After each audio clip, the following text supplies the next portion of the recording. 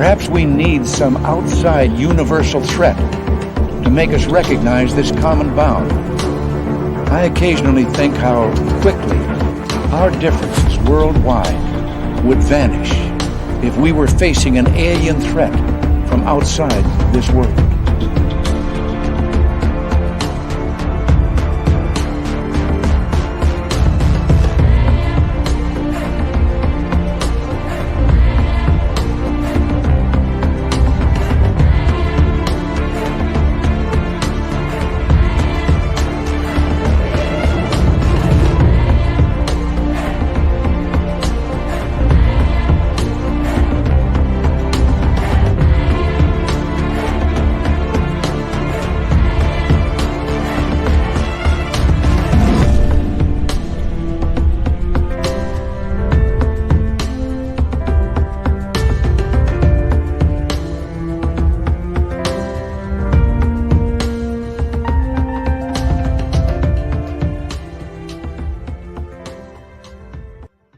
Good evening and welcome to Spaced Out Radio tonight. My name is Dave Scott. Thank you so much for taking the time to join us. A brand new week, the final week of 2021. And of course, we have the man, the myth, and the cranky bastard of a legend, Butch Witkowski, on with all of us tonight. And man, we're going to go really, really hard and fast for you. Here we go with the roll call. Race fan in the gold medal position. No Despair Bear takes home a silver, with Nicola bringing home the bronze. Hello, Ross Smith and Steam Trade Mark. Grand Paul Holland, John Swan, Jeffrey DeRue, and Wes H. How you all doing? Greg O'Brien is here. He'll be signing autographs after the show, ladies and gentlemen.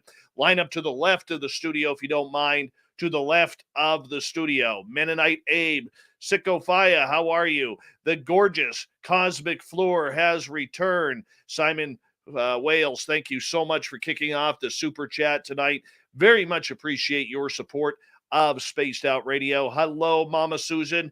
Merry Christmas to you. I hope you had a good one. And we continue on. John Music is here, everyone. Nightmare as well. And there's Smithy. Smithy will be signing autographs after the show as well. Line up to the right of the studio. Thank you, Smithy, for the wonderful super sticker and your continued support of Spaced Out Radio. Here we go. Black Dragon, one of our favorite veterans who listens to this show, the former Marine, always gets a Semper Fi from us. Thank you very much for tuning us in. Continuing on with roll call. Who do we got next here? Jeffrey DeRuin is here. Yep, there he is, the man, the myth, and the trained legend down in Texas. All right, who else do we got here? Nightmare, I think I said you already. And Black Dragon, and there's Sunsaver, John Music, Awesome, and Palmer. Thank you for coming on in. As we continue on with roll call here, Stunning Steph Dickey, National Memorial Gardens. Good to see you both here. Thank you for joining us. As we continue on with roll call, Goober Bear, what's happening? Double Tim, thank you so much for your amazing love of this show, man. You've been with us for a number of years now, Tim, and you never cease to amaze me.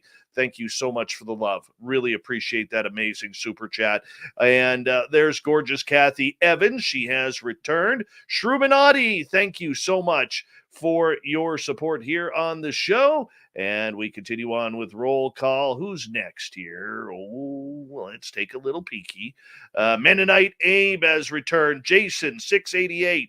What's happening, man? Northern Illinois Sasquatch researchers, Edgett, how are you? Thanks for coming on in. As we continue on with roll call, there's our man, Millennium. Mr. Lurks a lot, good to see you.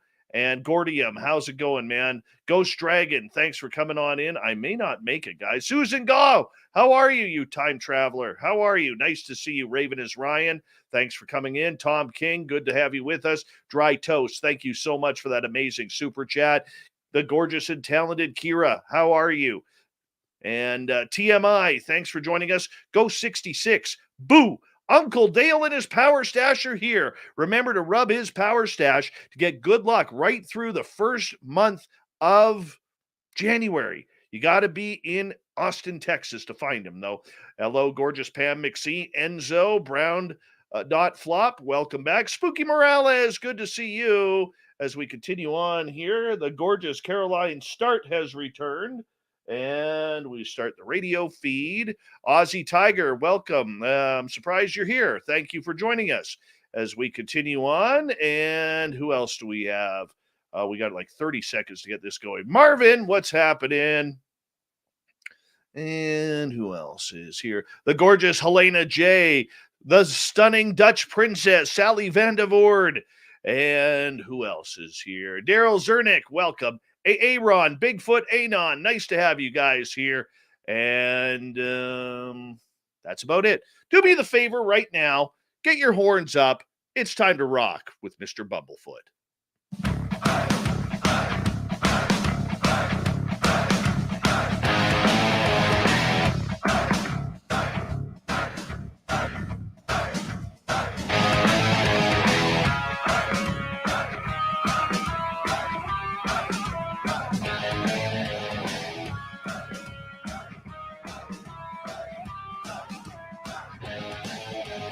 From the mountains of central British Columbia to you listening around the world, this, my friends, is Spaced Out Radio.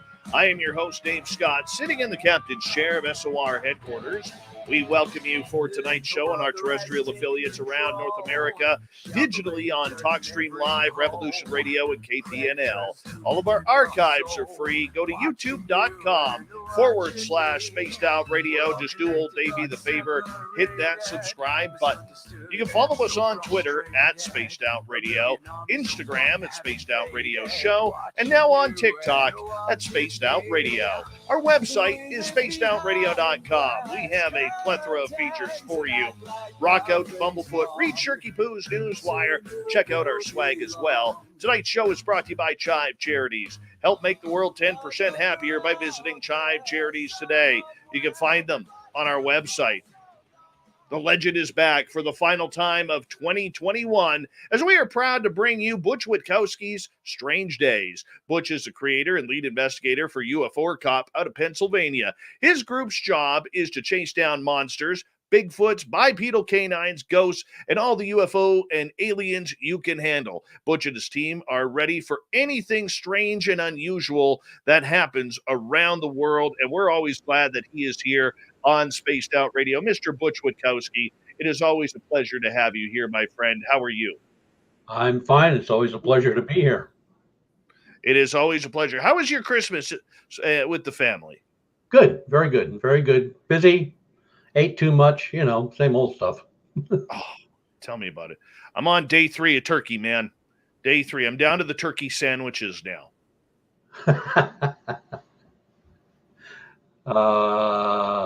Christmas, we usually do ham. Well, that's still nice. That's still nice. So what did Santa bring you? Gift cards, tools, food, 5 pounds of homemade Polish kielbasa. Yes. Oh, that's just making my mouth water right there, man. Making my mouth water. My friend, it is always a pleasure to have you here on Spaced Out Radio. And, hard to believe another year has gone. We've been doing this almost 6 years, you and I, once a month. And to be honest with you, I'm pretty surprised that you're still here, man, considering that, you could be doing better things with your time than hanging out with us. No, I like hanging out with you guys. You're all nuts.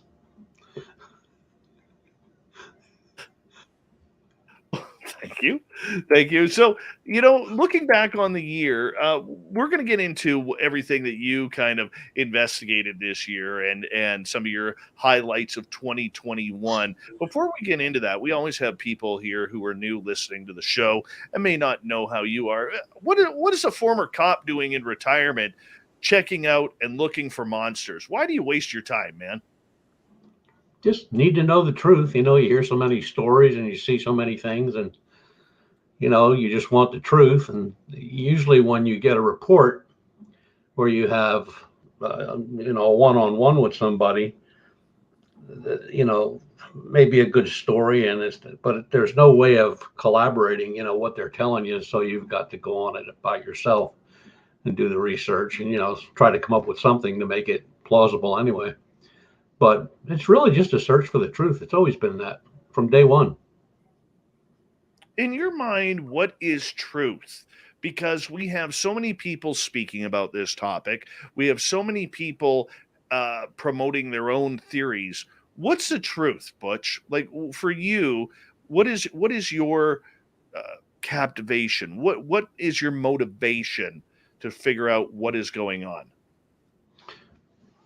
Well, with the UFOs, I mean, I pretty much settled into that years ago that they exist. Paranormal, I'm still a little skeptical about. The bipedal canine, just trying to get more information on him. And there's something out there. I mean, when you see stuff that was printed up back in the 1700s, and it's the same description of what you're looking for right now in 2021, a little hard to buy that one and say like, oh, that don't make any sense. I mean, the description is right on the money. So there's something out there. I want to know what it is. I want to know. I just want to know. End of story. I mean, that's it. I just want to know what it is. I don't know to need where it comes from or anything like that, because I'm sure there's not going to be any sit down over a hamburger or anything like that. So it's just really just trying to put all these pieces together that have driven me nuts for over 30 years. And some of them have come together really well. And that's, I got to say that first. I mean, there are UFOs, there are unidentified objects out there. It's not our stuff. Everybody says, well, it could be ours. Not a chance. There is no way. I mean, when you have one of our state-of-the-art fighters, traveling at over 1,000 miles an hour and it can't even get close, that ain't from here. And the disclosure stuff I've kind of just put on the shelf because I've been hearing that for the last 30 years too. The disclosure, it's going to happen every day. The government's going to tell the truth. That's not going to happen. It's just not going to happen. Government ain't going to say squat. They'll say just enough to get everybody's attention off of what they're really doing. Look, there's people still investigating Dulce Base. Now, that's been investigated by pretty much everybody, but there's still people out there doing it because they just aren't buying the story. They want to know the truth. And I like those kind of people where they, you can tell me whatever you want to tell me, but I want to see it with my own eyes, or I want to hear it, or I want to see the evidence. Absolutely. Because without any evidence, you're just talking about a story, and I've gotten boxes and boxes and boxes of stories. At what point do you get tired of anecdotal evidence? Because I think the biggest frustration we see in the UFO community, the cryptid community, and even the paranormal community is the fact that all we have is anecdotal evidence. Reported sightings of flying monsters or cryptids like Sasquatch or UFOs, aliens. I don't think it's tied to just one. But with the internet these days, with the technology that we have, Butch, I think a lot of people out there are so tired of the stories, they're making themselves angry over it. Well, yeah, no. I mean, it depends on the type of investigator you have out there. I mean, if it's just somebody that's doing this for a hobby, excuse me, and they go out twice a year. They go spend a weekend looking for Bigfoot and another weekend looking for whatever. It's the folks that are out every weekend. Snow, rain, ice, it don't matter. They're out there. Or they'll, jump in a vehicle and they'll drive 400 or 500 miles to take a report. Those are the people that I really listen to. And, I've out of all of them, I really haven't met anybody that's gotten tired of it or, just wants to hang it up and call it a day. I mean, they're all just as gung-ho as the first time I met them, which is good because doing this stuff, you better be gung-ho, because if you're just going to be somebody that just, you pick up a pen and you write a little bit down here and you write a little bit down there and you file it away, well, that didn't get you anywhere. It's not going to get you anywhere, and there's not going to be any knowledge that's passed on or shared. And that's another thing. You have a lot of people out there, they have decent information, but they don't share it. And then you have people out there that are so full of it, they got all kind of information that don't mean anything. Okay, so how do we tell the difference? Because I think that's a hard part for the public, Butch, in order to tell the difference of where they're getting straight information from. You can claim, I can claim that our knowledge is pure and we're going to tell the truth to the audience. We're going to tell the truth to our followers about what we are seeing, what we are doing, so on and so forth. But everybody out there is doing that same thing. And this is where I always get confused on what's the truth. Now, personally, when you speak, I believe you because we have a long time relationship. I know you're someone who is not going to pull the wool over my eyes, and therefore that's why I bring you on once a month, because I trust you for our listeners to get information from. But there's a lot of people out there who, I hear their stories, I hear their information, and I'm kind of like, oh, geez, I don't know about this, man. After a while, you can almost pick out the fame and fortune people. You know what I mean? They usually start out with, I was gonna go over to the other county over there, but I don't have the time for that. Now, if you got a good report, and another county's like just a few miles in any direction, and you come up with this thing like you don't have fuel or you don't have the time, why'd you waste your time to take the report to begin with? Why don't you just give it to somebody else, or tell that individual to call somebody else, get somebody else on the line? But those people usually don't have the connections with other researchers. They're usually by themselves, or it's them and a couple guys from high school they went, that were together. I see more of that in the paranormal, though. UFOs, they're kind of hard to debunk because, they're usually multi-witness and they're photographed very well and they go back a long time. Bipedal canines, they go back a long time, but never been photographed. Then you have the paranormal, which I have a lot of issues with the paranormal. When they're going to go someplace and they say, we're going to get this or we're going to get that. Well, how did you know you're going to get this and that? Unless you're putting it in there. Now somebody that walks into a house or whatever for the first time and somebody throws a chair at them and there's nobody else in the house. Well, that's different. But they're going to the home or wherever they're going, and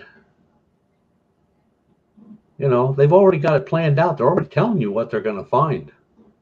Well, that's nonsense. That's not going to be happening. But there are a lot of researchers out there that are really, really good. They're really worth their grain of salt. And they know what they're doing. They know how to get their stuff together. They know how to keep their act together. And, I've been fortunate with good people. A couple groups, Lon Strickler's groups. He's been fortunate with a lot of good people. But there are groups out there that, I wouldn't give two hoots and a spit for. Because it's like you said, you kind of get that feeling like when they're talking to you, you're going like, this don't sound kosher. Or, or they start describing something and they're actually describing something either from a movie, a book, or a prior report. Almost verbatim. And then you just let them talk and be done with it.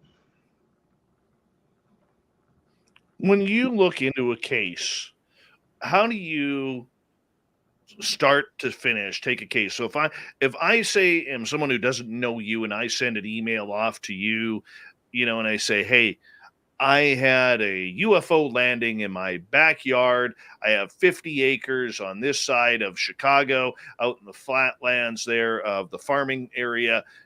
Help me out here. I'm a little weirded out by what happened. What goes on there? Well, the first thing you try to do is get the closest researcher you can to that location. I mean, that's not something you're going to take an email over or a phone call. I mean, you're talking a landing, you want somebody there. And, at that point, a landing, by the time your investigator get there, you probably have 1,000 people around or walking around your yard. But usually that's the first thing. No matter what the call is, you want to get a researcher there, an investigator. And if that's not possible, say just the way the person works, or they don't, they don't have the wherewithal to take a day off to meet with you, and they got to do it by telephone, or they got to do it by email. Telephone's okay, because whatever they tell me, I'm going to research anyway. I'm going to do background research on the area, on calls that are similar within, a certain area. And it's just what you have to do. I mean, the day of taking a report and filing it, they went away a long time ago. Now there's unfortunately quite a number of people in groups that's what they do. They take the report and they file it. No matter where you get the report from, you got to get back to the person or the individual or the researcher and just carry it through. You just can't let stuff lay. And when you let stuff lay like that, then you'll get a bad rap. Your reputation goes in the toilet real quick.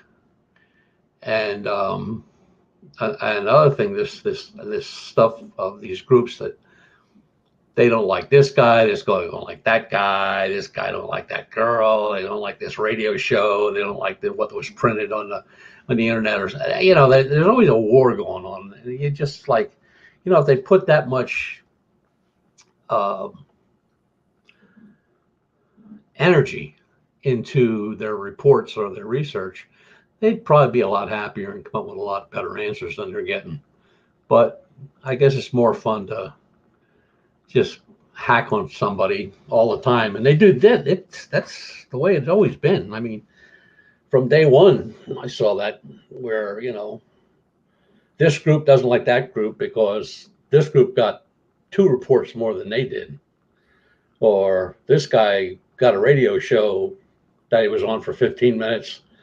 And this guy had a radio show and he was only on for 5 minutes.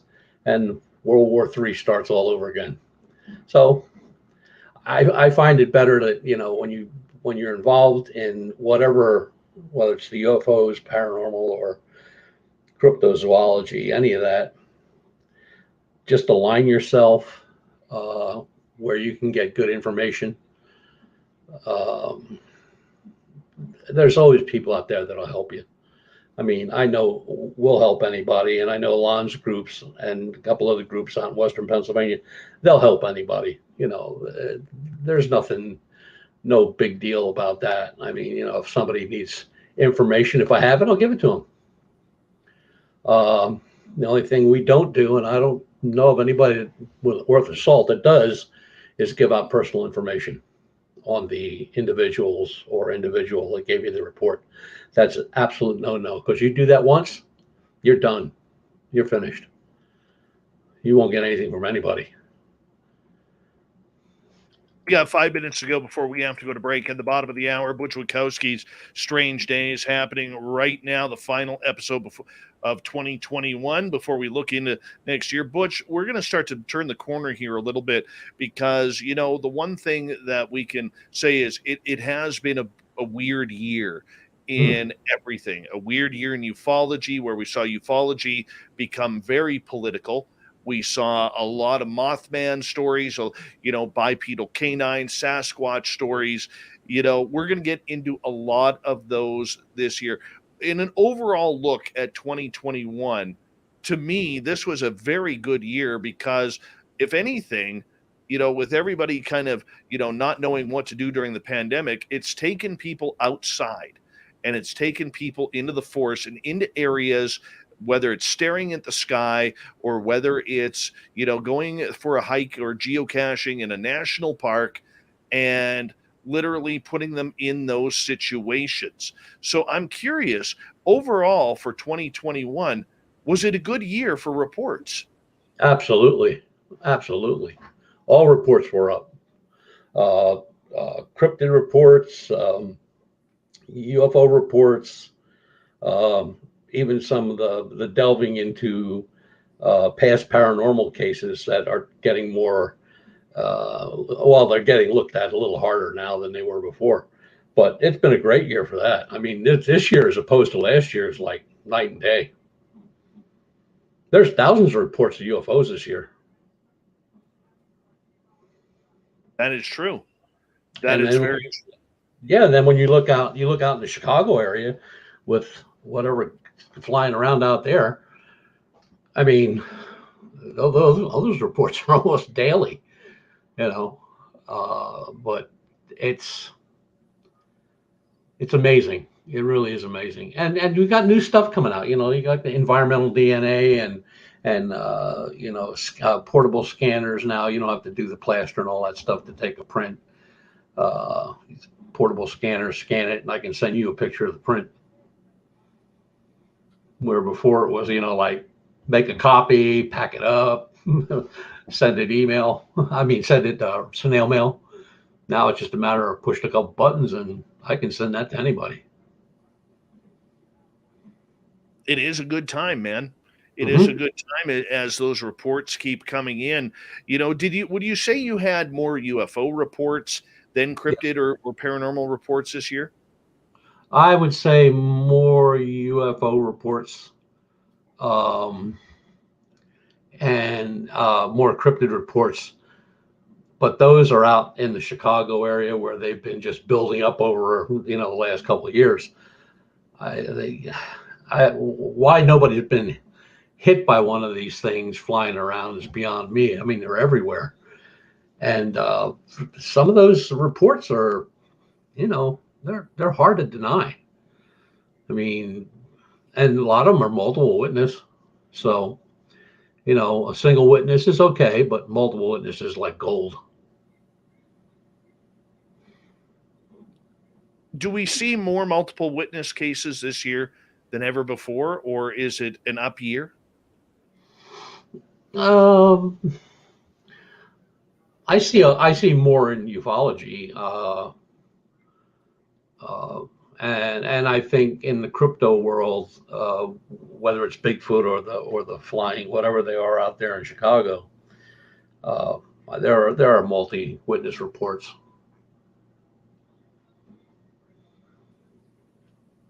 What, in your mind, is a good report? As we got about a minute to go here. A good report? Multi-witness. Multi-witness, I'm not talking about neighbor next door to neighbor. I'm talking about this guy, and a mile away, a guy seeing the exact same thing, exact same time. And I've been a part of that one time, and that made me a believer. But it's, the multi-witness are always much better. It leaves very little room for people to just throw stuff out there and see what sticks, because there's somebody else that's going to be talking to you too. And there may be 3 or 4 people are going to be talking to you. Now, 3 or 4 people all give you the same information. This is what it looked like. This is which way it was going. This is this, blah, blah, blah. They fill in all the blanks. Right. Well, let's fill in some blanks when we return for the second half hour of Spaced Out Radio. Butch Witkowski's Strange Days continues here on the mighty SOR Year in Review 2021 in the Weird and Supernatural.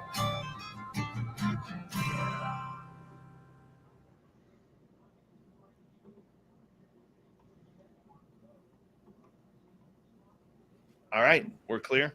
I just want to quickly say we got a lot of newbies listening in for the first time in our chat room and probably elsewhere tonight. So we do things a little bit differently. We are a live radio show. You guys get to hear the background of everything.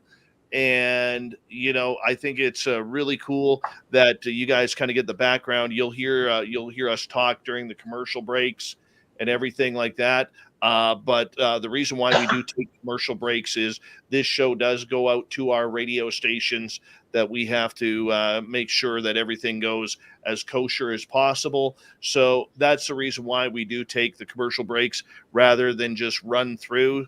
And so it's a little bit different from what we do here, so compared to other people. So if you can put up with that, that's great. Don't forget, if you're new here, hit that subscribe button, ring that bell. We are here 7 days a week for your listening entertainment. And give us a thumbs up, thumbs down. If there's a thumb sideways, I would say give us that as well. But thank you so much for the love and support of the show so far. And man, we're packing the house here. Packing the house. 173 on YouTube so far, a couple on Facebook. And yeah, we appreciate that. Who just came in here? I just saw it there. Pine Island Research, how you doing? Nice to see you guys. Thank you for coming on in. And Jason Hotop, good to see you. So, thanks, Butch. Space Tree, what's happening?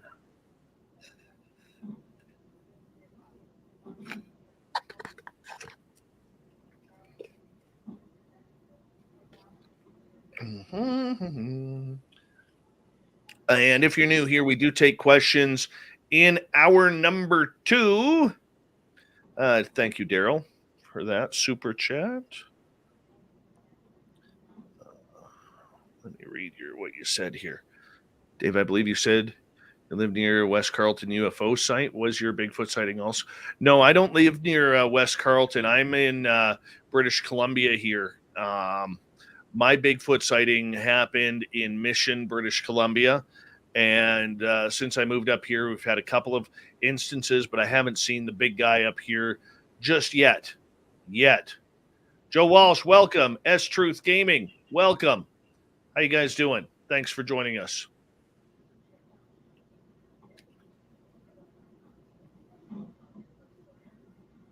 Let's see here.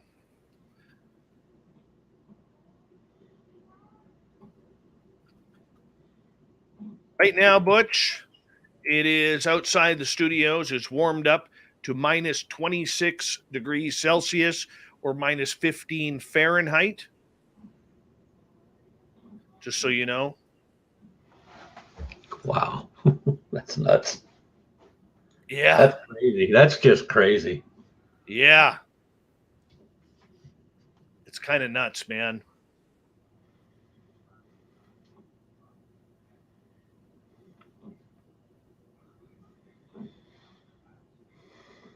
It is kind of nuts.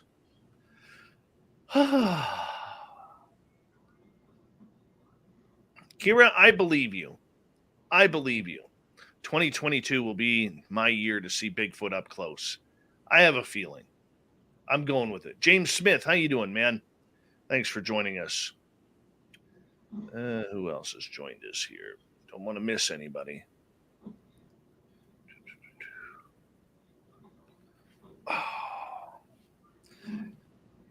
Yep. At one point this morning with wind chill, Butch, it was minus 45 here. Oy. Yeah. And then the wind died, which, thank goodness, the wind died. That's crazy. Aussie Tiger, that's minus 26, not 26 Celsius, minus 26.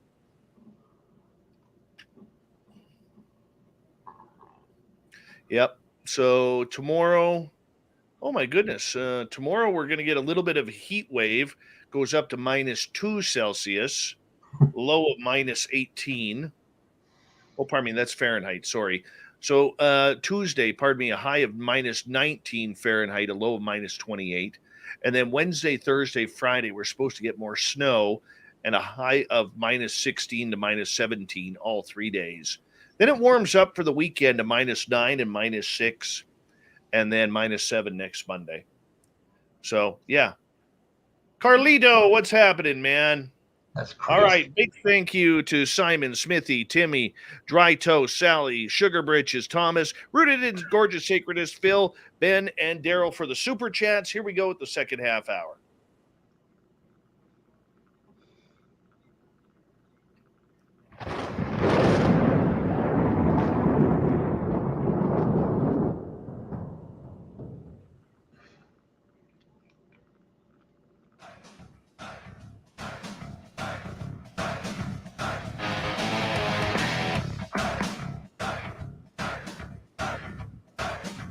Second half hour of Spaced Out Radio is now underway.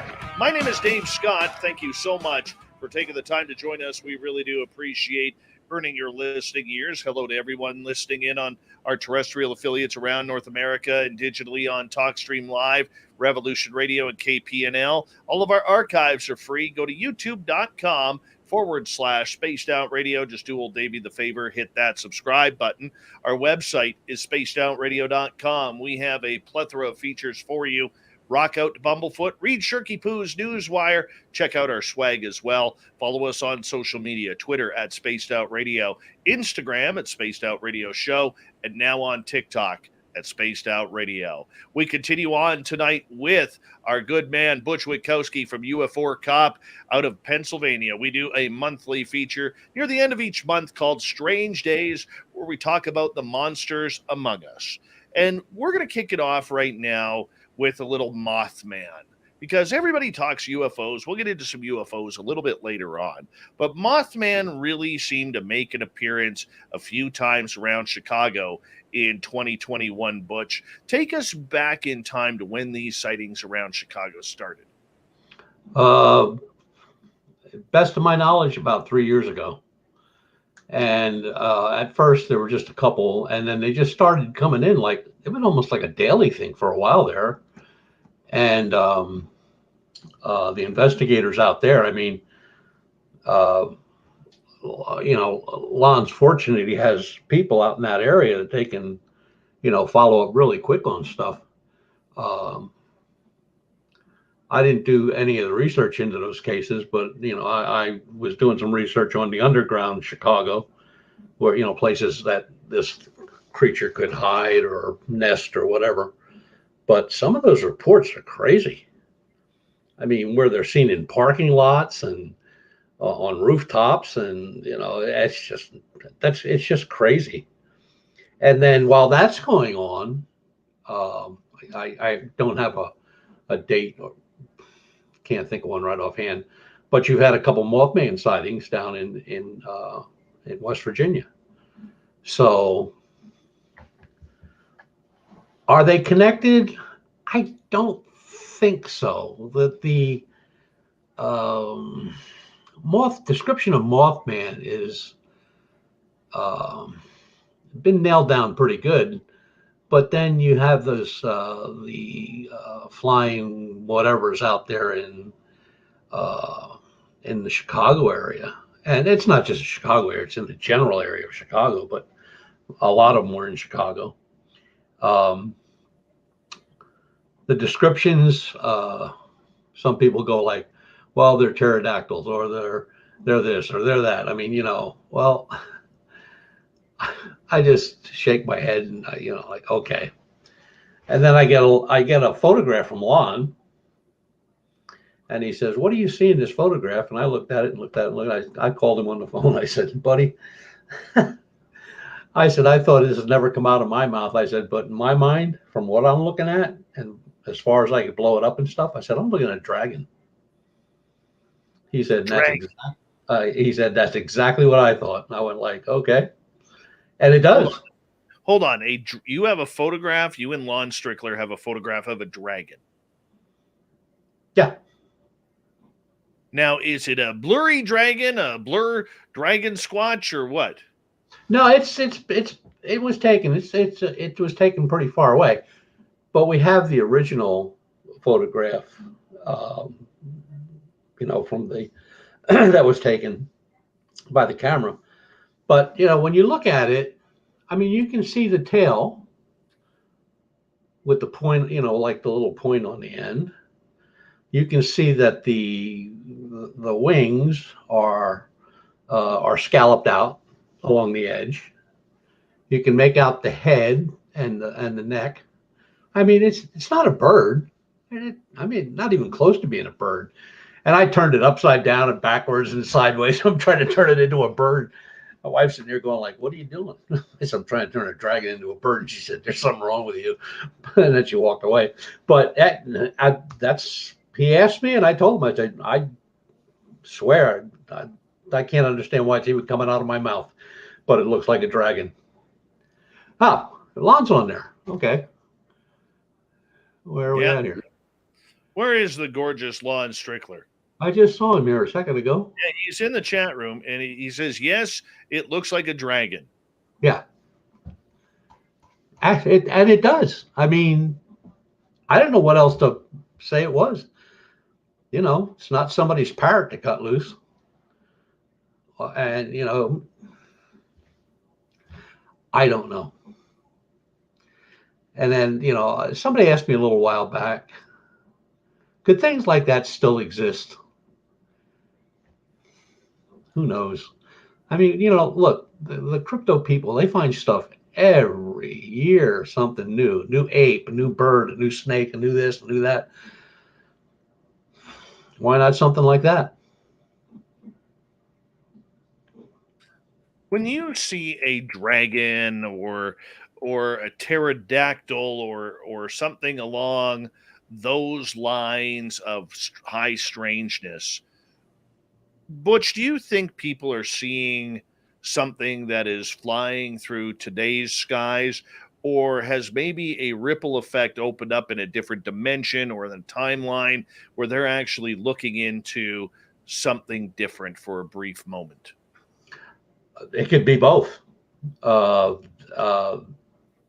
There was a gentleman on a radio show not too awful long ago, and he brought up the same thing. He said, "Do you think people are seeing what they're seeing, or are they seeing a moment in time going backwards, or time standing still, or time going forward?" And, you know, it's a compelling argument. I mean, we don't know enough about portals and all that kind of stuff. I mean, I think everybody has a general idea what a portal is, but proof of a portal, or actually, you know, where we have, okay, we'll just use Bigfoot sightings, where, you know, somebody sees a Bigfoot and, you know, they're on it, they got the camera on it, they got witnesses, and there's a flash of light and it disappears. Is that a portal?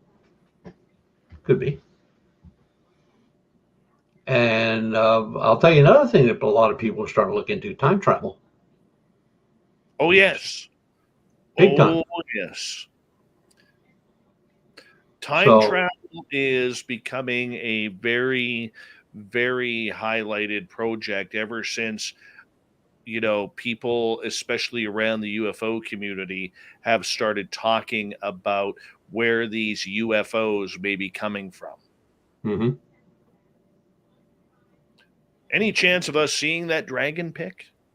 Yeah, just got a hold of Lon.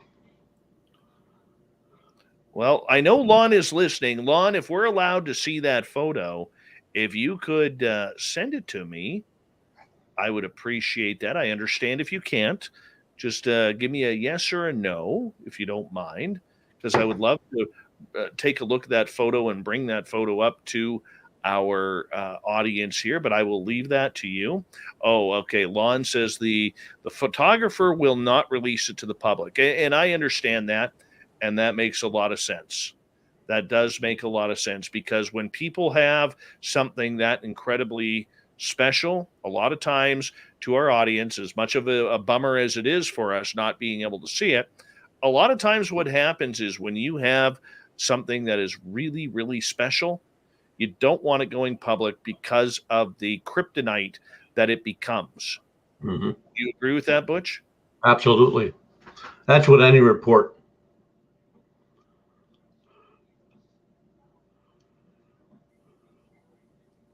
Okay.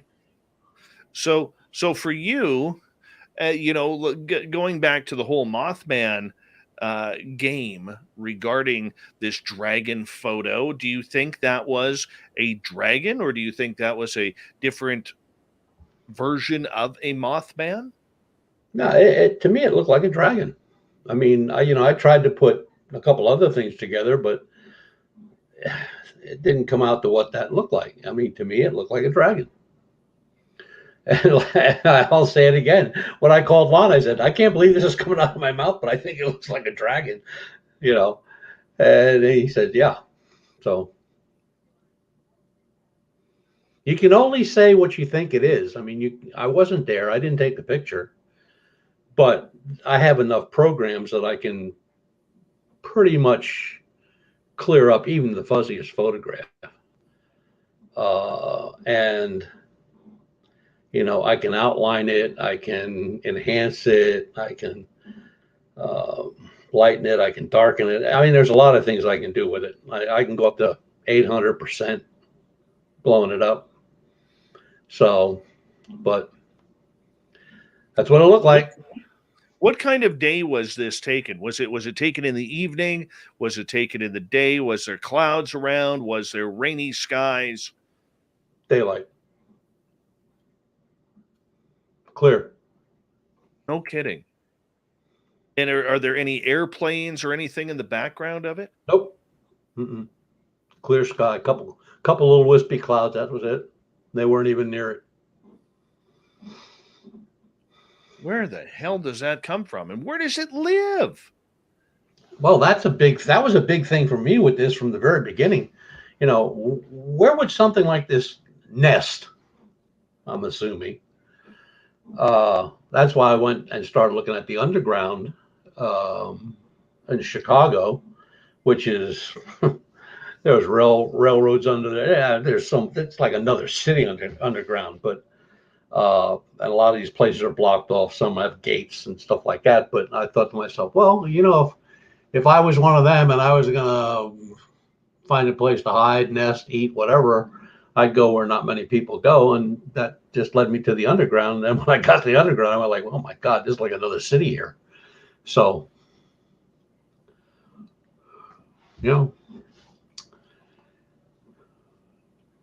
Okay, so if this isn't a Mothman type creature, is this something that you have investigated or Lon has investigated before?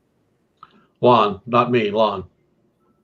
The team Lon has together that's working out there is amazing. I mean, it's just amazing. Those guys and girls, I mean, they really work their butts off. And it's amazing that some of them live so close to where the sightings take place that, it's not like, well, we'll get there maybe next month or something like that. I mean, they're Johnny on the spot, man. They're there.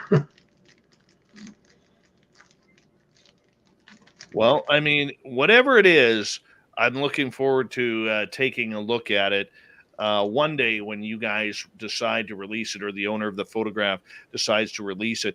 Was the photographer who took this photo, were they just kind of taking photos, or did they see it and then grab their camera and started taking pictures of it? I don't know the whole story. I was only tasked with looking at the photograph and giving my comment on what I thought it was.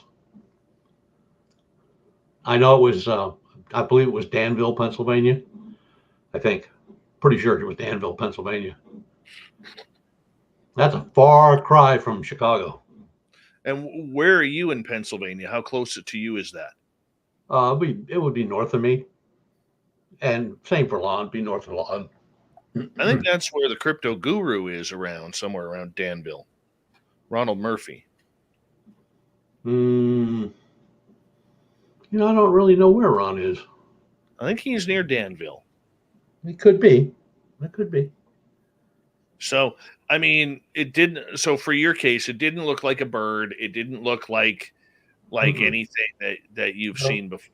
No. Mm-mm. I mean, even if it would have been a big eagle or a hawk or something like that, there was no. The definition was totally wrong. I mean, it was not something that you would see. I mean, like I said, like an eagle or a condor or anything else. I mean, it had a very distinct shape.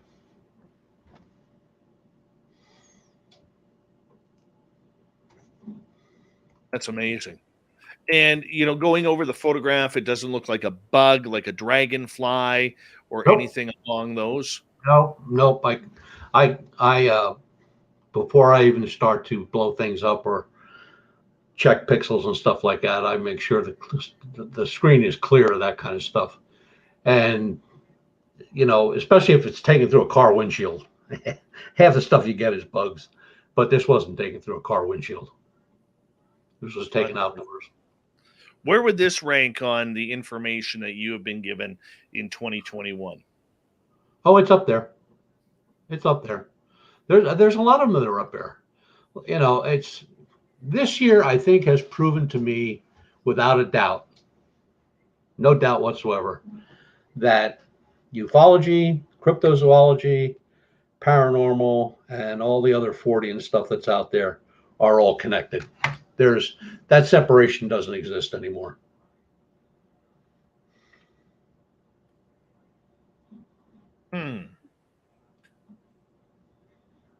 I don't get it. I mean, this to me falls. I'm not saying I don't believe you, okay? But to me, this also falls into the category of the Thunderbirds and the pterodactyls and all of these miniature dinosaur sightings that are happening, in the northern parts of Texas, right through to Mexico. The little T-Rexes, the little velociraptors that people are claiming to see. I mean, at some point, Butch, how do we rationalize these sightings? Because I want to believe this. I really, really want to believe this.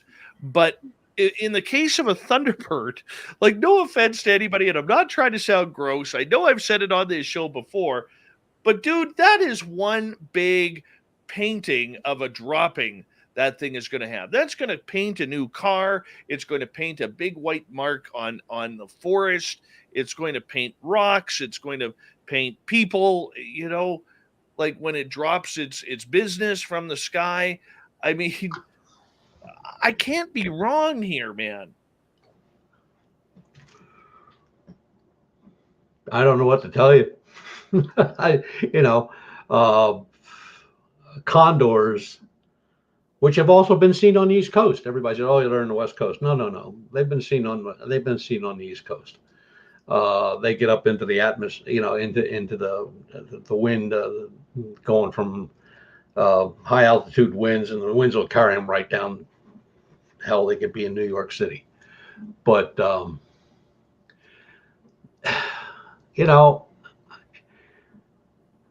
I have the same feeling you do on some things. Like, well, if that's, when somebody tells me there's a bird as big as a Cessna 172, I'm going like, I've flown a 172 and I can't imagine a bird that big. And like you said, if it crapped, it would destroy the car. It would just cave the car in. But I don't know. You've got to have a really strange open mind when you're doing this stuff. You really do. If you try to rationalize some of the reports, like I said, I never thought that had ever come out of my mouth. Looks like a dragon. I mean, no way. I would have probably said it looked like my mother-in-law first before I said that. But it's what it looked like. And that's what I was tasked to look at and give my opinion. And that was my opinion.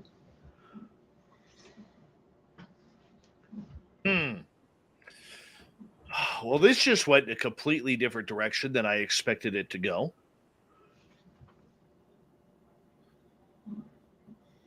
I didn't expect dragons. I mean, we're talking Mothman here. Yeah.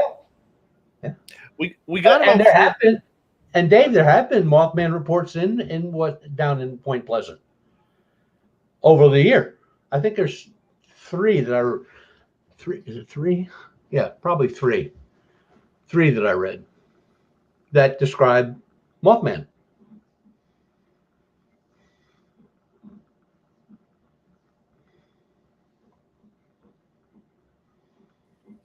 Three and a half minutes to go. What's the top Mothman sighting of 2021?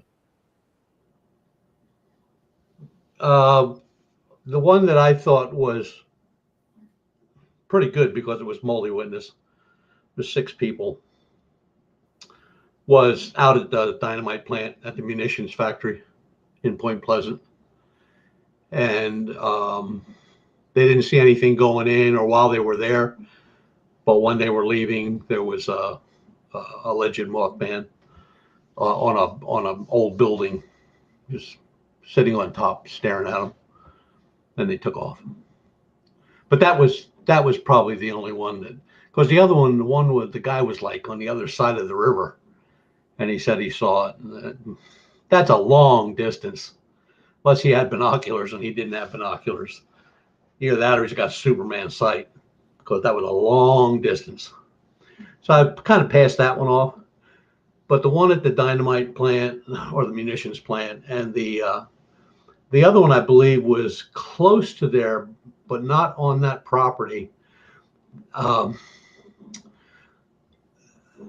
They described that there's a pond close by. I don't know if it's a silt pond or if it's a natural pond, but 2 guys were going out to do a little night fishing, and they saw it on the other side of the pond. And I don't even know who's investigating those.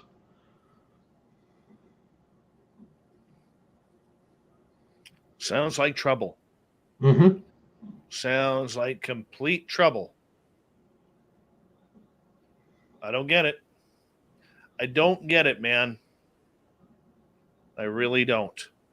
I mean, when you have 6 people seeing a Mothman at the old munitions dump where the original Mothman was seen back 50 plus years ago in West Virginia, Point Pleasant, I mean, that's all sorts of eerie right there, man.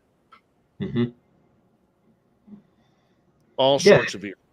I mean, some of this stuff is, I guess the best word is powerful when you're listening to it or you're reading it.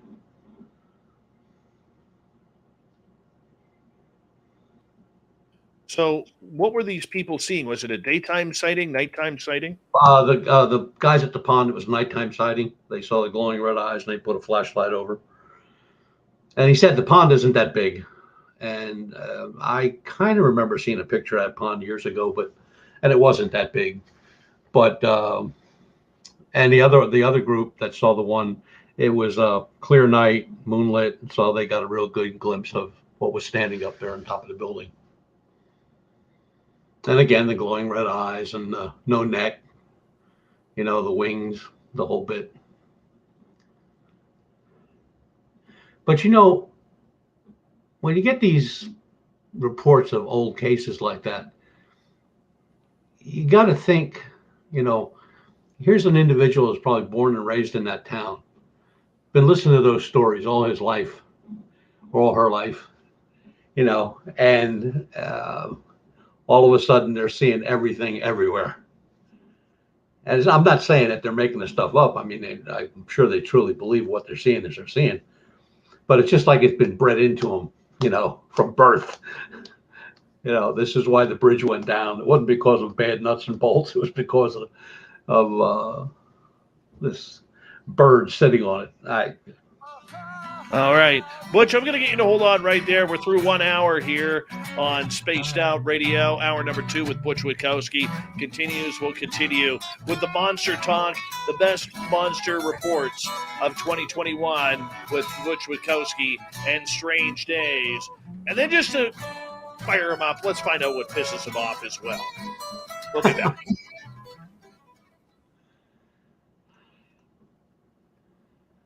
Butch, I'm just going to put your microphone on mute, mine on mute. I'm just going to take a quick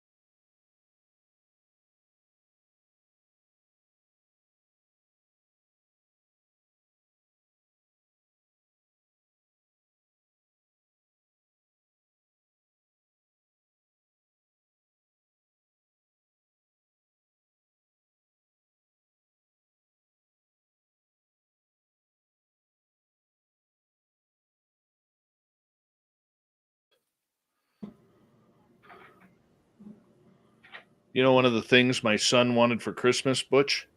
What's that? He wanted a desk put in the studio for him, so that way he could come to work with me. So cool. So I put a desk up for him. How old is he? He's 8. Yeah, he'll soon be driving. Oh yeah. Yeah, he loves hanging out with Dad in the studio when Dad's in here working. So, you know, the show's a little too late for him, but you know, the way it is, it's kind of cool. So, set him up a desk here. CM Taylor, welcome to the channel. I'm just going to get caught up here with people who are just coming on in here and joining us in the chat room.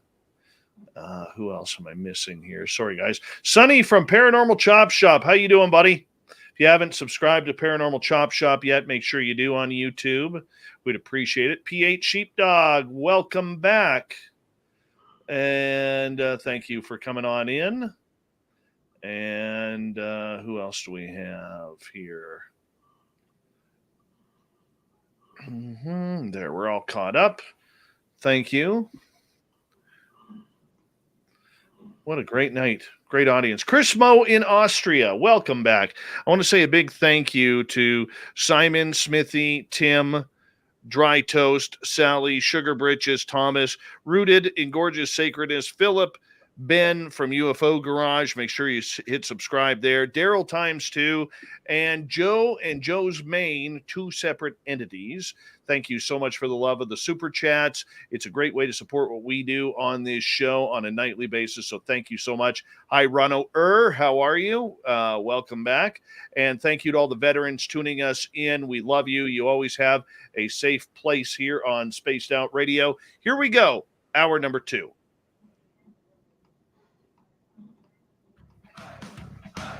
You're listening to Spaced Out Radio with Dave Scott. Follow Dave on Twitter at Spaced Out Radio and on Facebook, Spaced Out Radio Show. Hour number 2 of Spaced Out Radio is underway.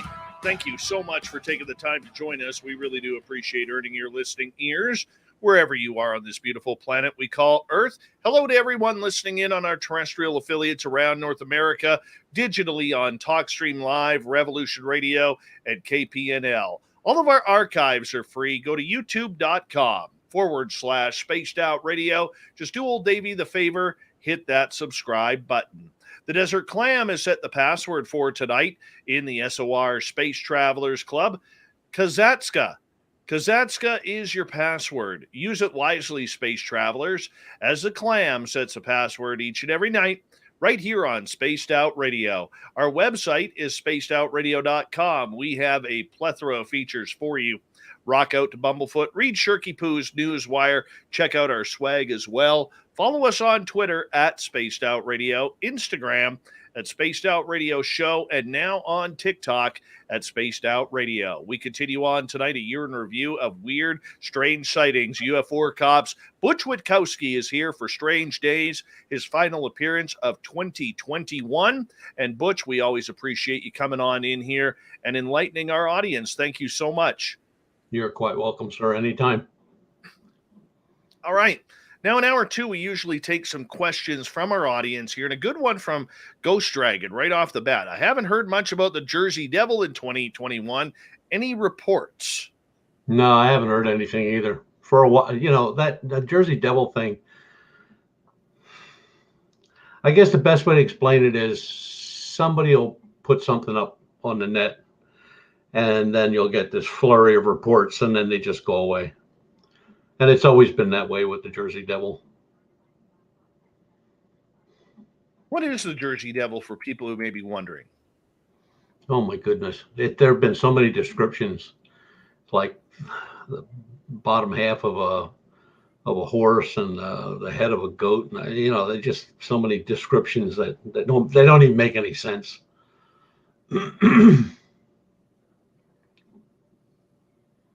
That's it.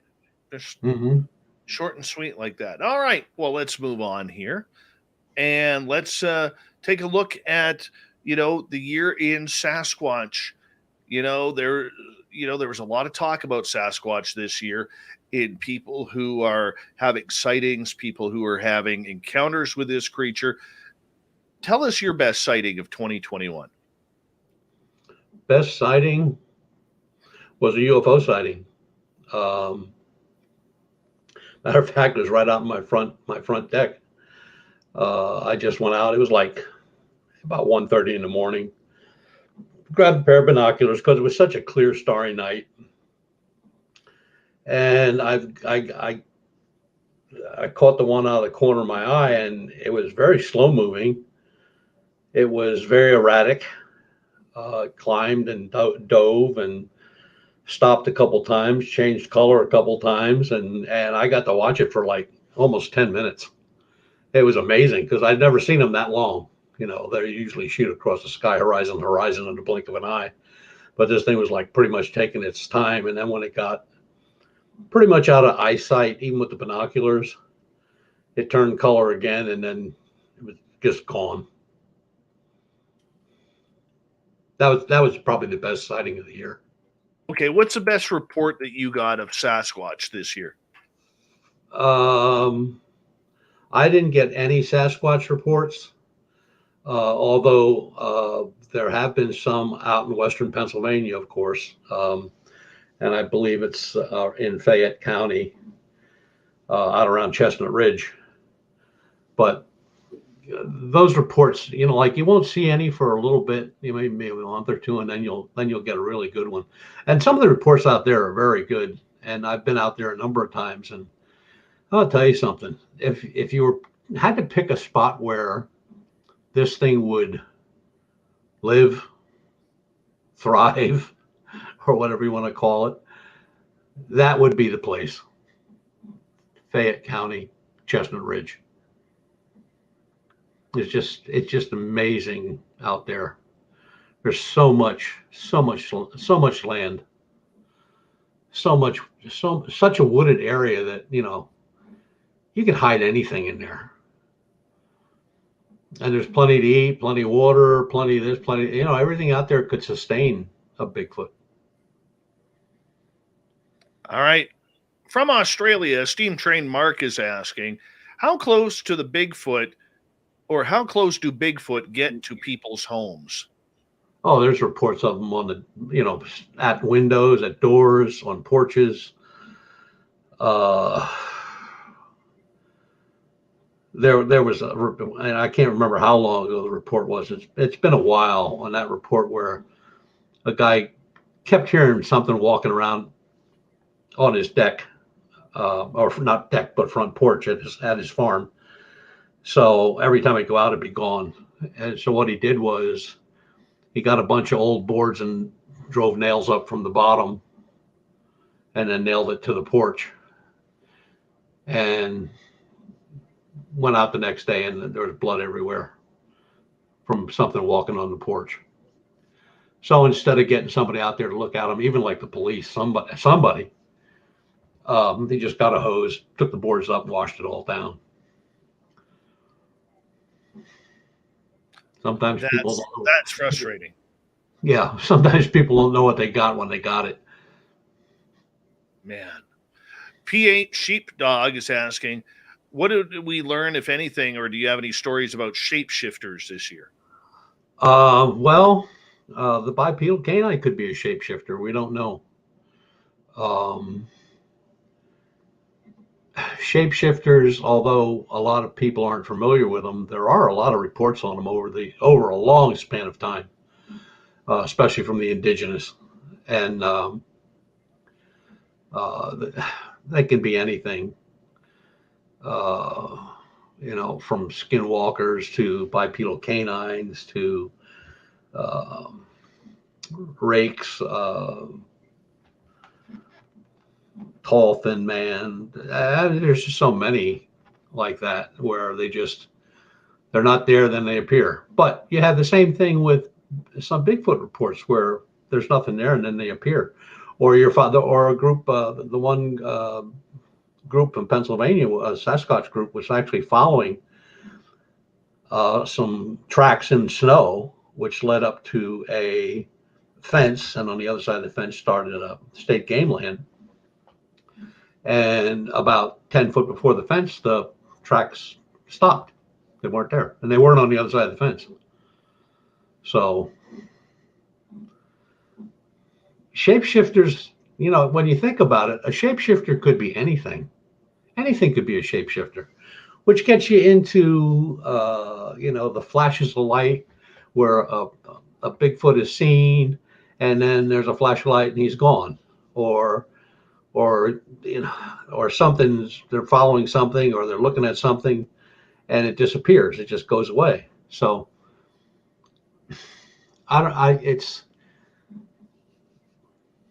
somebody said to me one time, do I think there's another realm in time? And I didn't even have to think hard about that. I said, yeah, why not? We don't know everything. I mean, come on. I mean, it's just, there's stuff out there that we just can't even comprehend. And I don't know. It's just, it doesn't dishearten me. It kind of cranks me off a little bit because I'm not smart enough to figure it out in my mind. But hopefully somebody will one day. And hopefully I'm still around to get the answer. All right. Jenny would like to know, do you have any stories of 2021 of the Appalachian sheep squatch? No. What is this creature? No. Well, it's supposed to be, or alleged to be, part Sasquatch and part sheep. Oh, nothing nightmarish about that, Butch. No, that won't keep me up at night. No, not at all. Ben from UFO Garage is asking, do you think ley lines have anything to do with crypto sightings? Absolutely. Same thing with UFOs. I mean, you start looking at ley lines and UFO reports, and it's uncanny. I mean, you can follow UFO reports on ley lines from one part of the country to the other part of the country, from east to west or west to east. There was a gentleman, he doesn't do it anymore, but he used to put all the Bigfoot reports on the internet. And I don't know what happened to him. I don't even remember the guy's name anymore. But that was his thing with ley lines. He actually had a map up where he had, you know, he just numbered the reports, and you can see they just followed the ley lines. I mean, right on the money. And a lot of UFO researchers have done that also, and the same thing.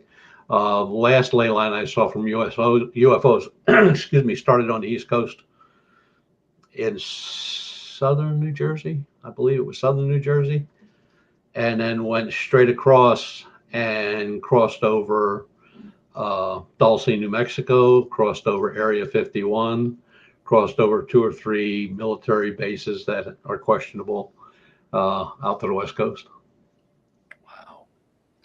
All right, let's move on here. Nicola wants to know, Butch, do you have any have a good sighting of a bipedal this year in your loop of any other areas in Pennsylvania? Just one from the loop. I have a guy on that. I didn't even publish anything on it because he hasn't gotten to talk to the guy. The guy's a cop and he works kind of weird shifts. So, you know, and he doesn't live far from this guy. So he's just trying to set up a time.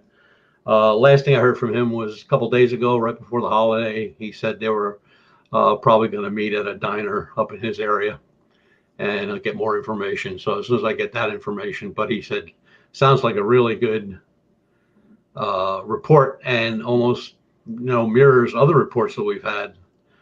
I know that the guy was putting a cover over his camper at a campground for the winter, and when he turned around, he saw it standing at the edge of a wooded area staring at him, and his description was just like everybody else's.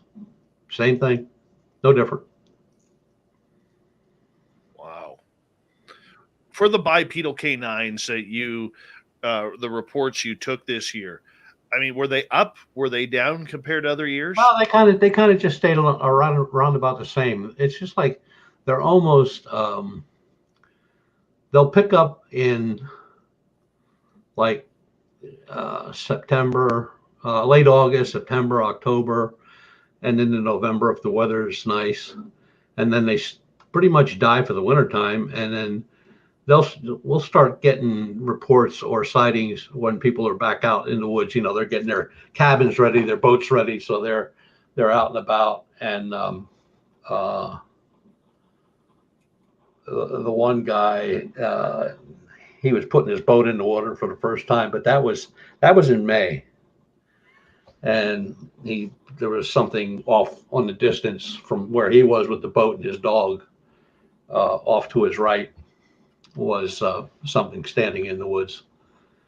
That was a pretty good report too. They're there. And what kills me is they don't leave that Lichen loop.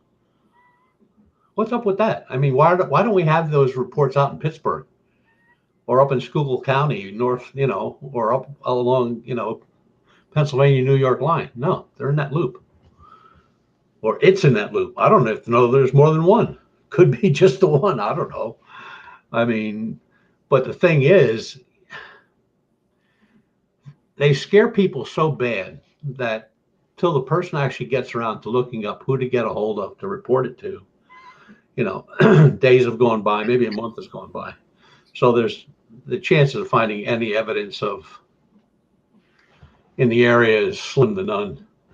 But we're going to hit the caves hard this year because there's like 6 or 8. What's that? What's what? Oh, there was just a whole bunch of background noise. Oh, weird. I didn't hear it on this end. Yeah. But anyway, it's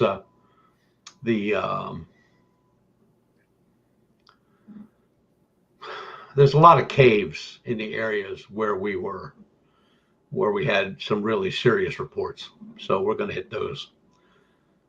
If you have to stay any place, no sense standing out in the rain, get in the cave. Right.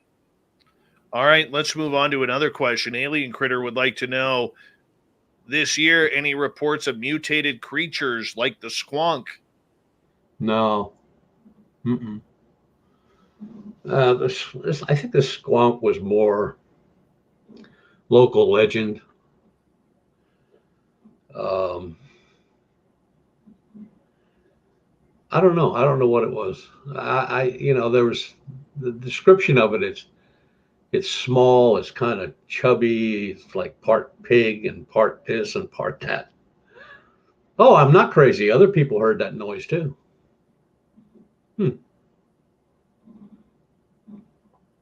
Weird. Mm-hmm.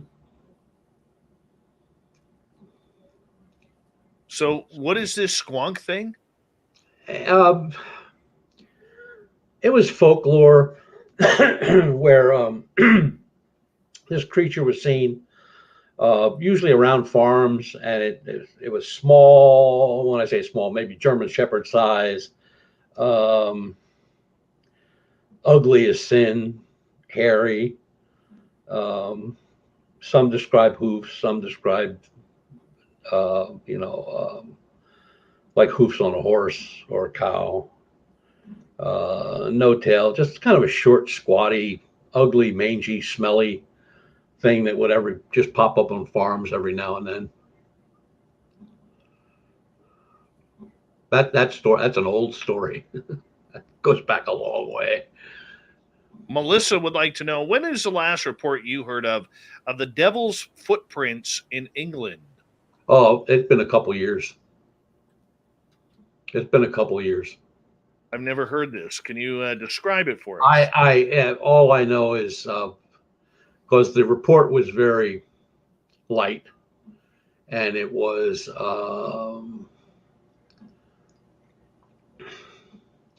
somebody saw what they described. Well, there were a couple reports. The one I'm familiar with is a lady was in her garden, went in the house, left her basket out, and it got a little on the dark side. She went out to get her basket, and she swore that she saw Satan walking around the edge of the garden. And when the husband went out that morning, there were hoof prints, like 8-inch brown hoof prints.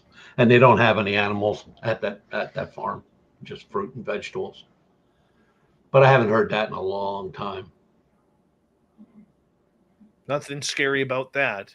Having the devil look through your vegetable garden. Yeah.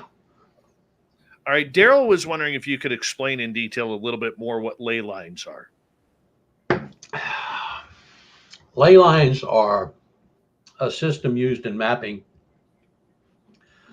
where if you would look at a globe, even the newer globes have them. I mean, you'll see the outlines of counties and states and everything like that. But if you look real close, you're going to see lines that go, they'll go all the way around the globe. And then they'll go north and south, they'll go east and west.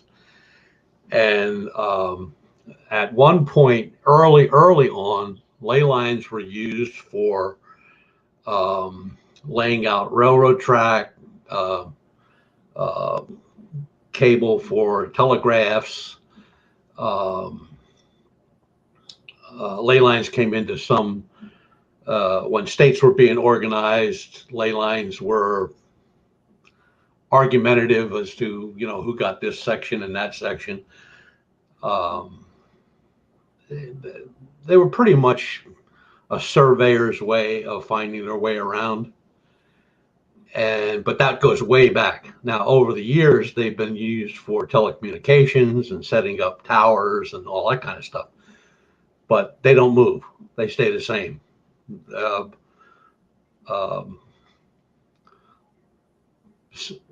Like if you said the 32nd parallel, well, that's like a ley line. Okay, same thing. Some have numbers, some don't. Very But weird. what's funny is they don't have them in Canada. Yes, we do. No, you don't. No, you don't. Yes, we do. Yes, they have them in Canada. I thought that'd crank him up a little. You just wait till the next half hour. I'm going to get you going here. Ghost Dragon, we got about 2 minutes to go here. Ghost Dragon is wondering, any good lake monster reports in 2021? Not that I'm aware of, no. Everybody's still looking for Nessie. I know that. That's about it. Really? No champ sightings? No nothing? Nope. No champ. No Nessie. No nobody. Do you believe in the lake monster theory? I'm still up in the air about that. Well, I'm going to say no, and only because every place they're reported in this state and other states, they're man-made lakes. So what did somebody bring down their pet whatever and throw it in the lake to get rid of it?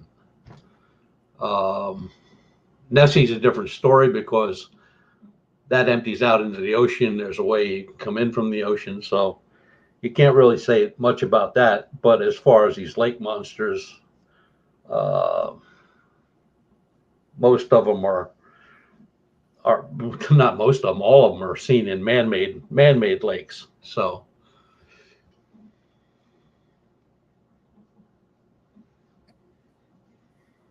I think they're sturgeon. Big fish. Yeah. People don't realize how big a sturgeon is. They're huge. Oh, yeah. They are huge. Well, around here, the sturgeon can get to almost the size of a great white shark. Yow. That's big. Yow. Makes fish fries easy, though. Not allowed to keep them. No. No, not allowed to keep them. They are protected, and they are you're allowed to catch and release them. If you're caught, it's a minimum $1 million fine, and I think up to 10 years in jail. Jesus. Wow.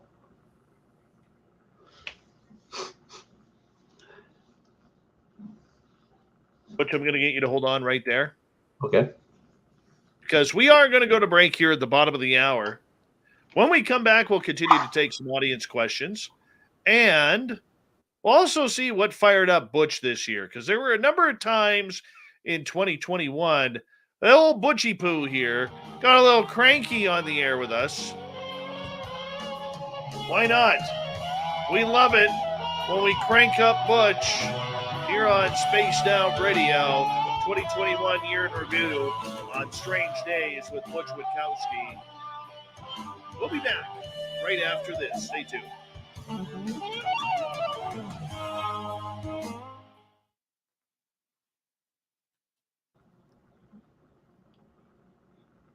There we go. We're clear.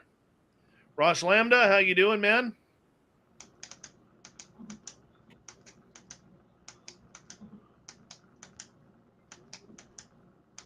Let's see who else has showed up. Megalodon definitely still exists, Drew Morris. 100%. Navajo, please, what email did you send those to? Because if you sent them to our website, I'm not going to get them until tomorrow.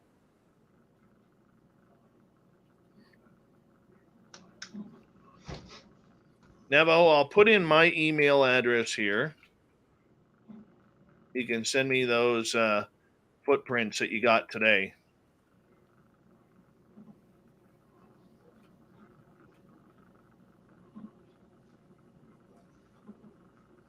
Have a good one, Justin Maynard from Australia.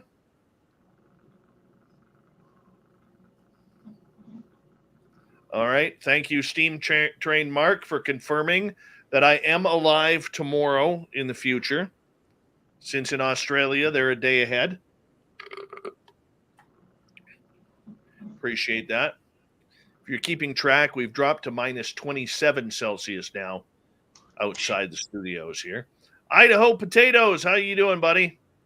Happy New Year to you.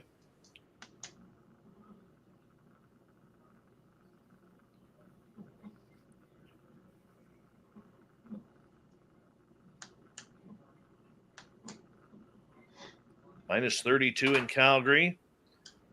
It was minus 40 here this morning, which is minus 40 Fahrenheit.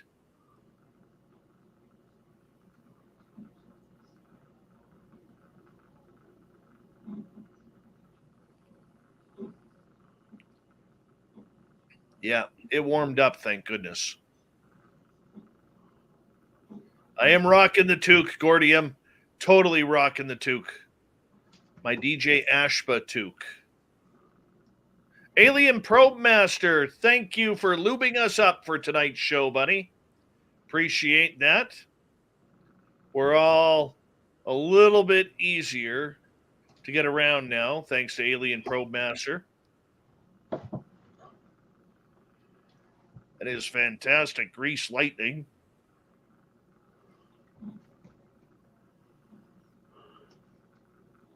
I know you do, buddy. I know you do.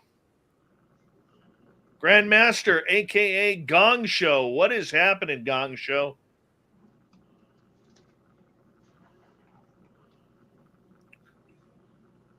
Butch is like, you got some strange people listening in. The Probe Master. Love it when the Probe Master shows up. Any chance I get to say thanks for lubing us up, that just makes me happy. All right, Jeff Steve Garvey, welcome back.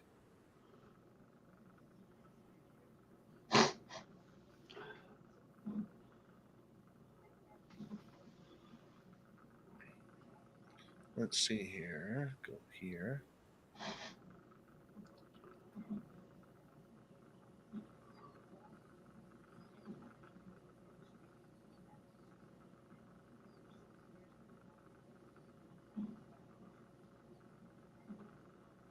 Oh, those are some nice prints. Butch, I'm going to show you these footprints here. Okay. Coming up the next half hour. This is from Navajo, who's a new listener, or at least new to our chat room. These are nice. These are about, well, let's see. A water bottle is what, about 7-8 inches. So these are 16 inches plus. Wow. What part of the country? I don't know. Navajo, could you let us know in the chat room what part of the country you're in? We got about 1 minute here. Okay.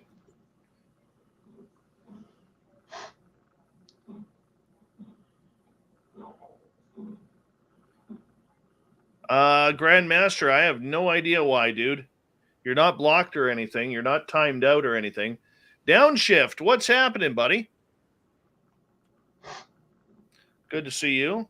I want to say a big thank you tonight to Ben ×2, Joe, Daryl ×2, Phil, Rooted and Gorgeous Sacredist, Thomas, Sugar Britches, Simon, Smithy, Tim, Dry Toast, and Sally for the amazing super chats tonight. Thank you so much for the love and support through Spaced Out Radio here. We appreciate it. Thank you to all the veterans tuning us in. And don't forget, you can shop and get your SOR swag on our website, spacedoutradio.com. It's a good way to support what we do, too. Here we go, everyone.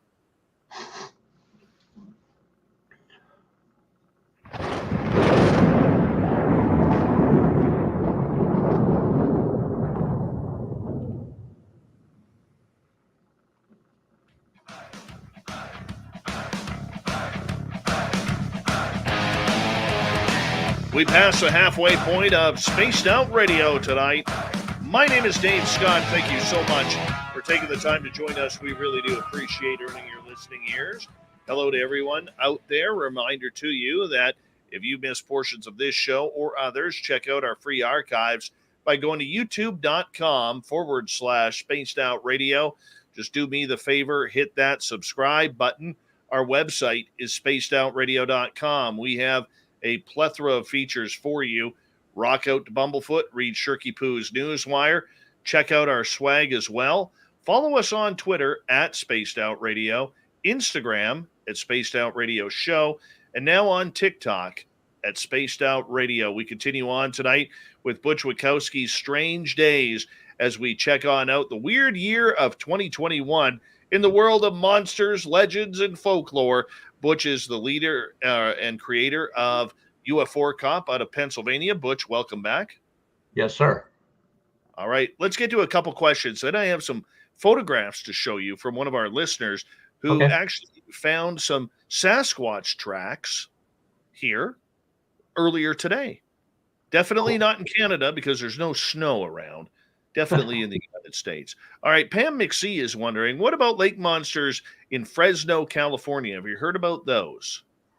Kind of, but I haven't seen any reports on it yet. It was very vague. Matter of fact, it was on a radio show.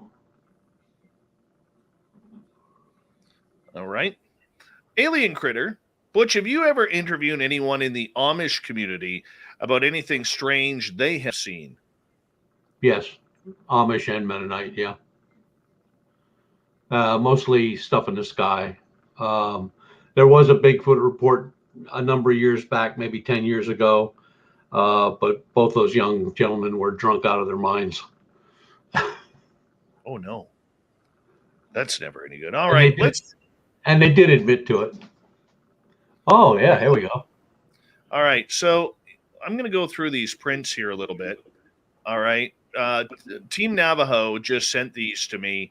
And for our radio audience, he is in New Mexico, where I guess he was out checking out the sites and actually saw some really cool footprints in the desert here. And there's a few different sizes of prints here, Butch. Yeah. In regards to it. And he's using a water bottle to measure the footprints, but you can definitely see the toes, the formation of the toes in these prints. And, you know, I mean, this print that we're looking at right now is about 9-10 inches, maybe 11 inches it's looking like by about 4.5-5 inches. You know, this is very interesting stuff here. I'm curious, Butch, like when it comes to footprints like this, how important are these footprints to this type of evidence? Any footprint is important as evidence.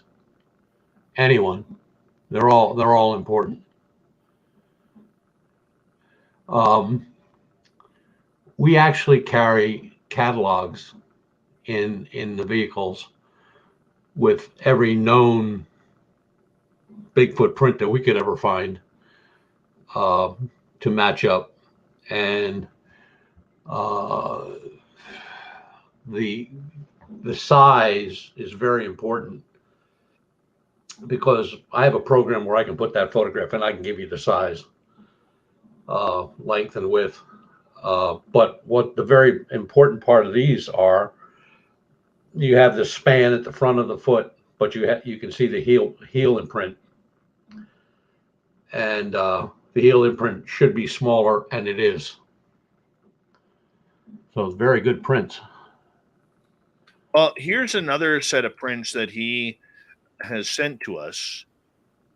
And if you look at this photo here, this photo is looking over a beautiful desert. I've never seen desert like that. New Mexico is beautiful, period. Oh, I would love to go there. But you look at that print, okay, right there. That water bottle is about half the size of that print. And we're probably at the highest width of that, probably about 8 inches across. I mean, that's a big time creature there, Butch. Mm-hmm. To create a print that size. Mm-hmm. I mean, how heavy in rough ground like that, where there's a lot of... To leave a print like that, it would have to be huge.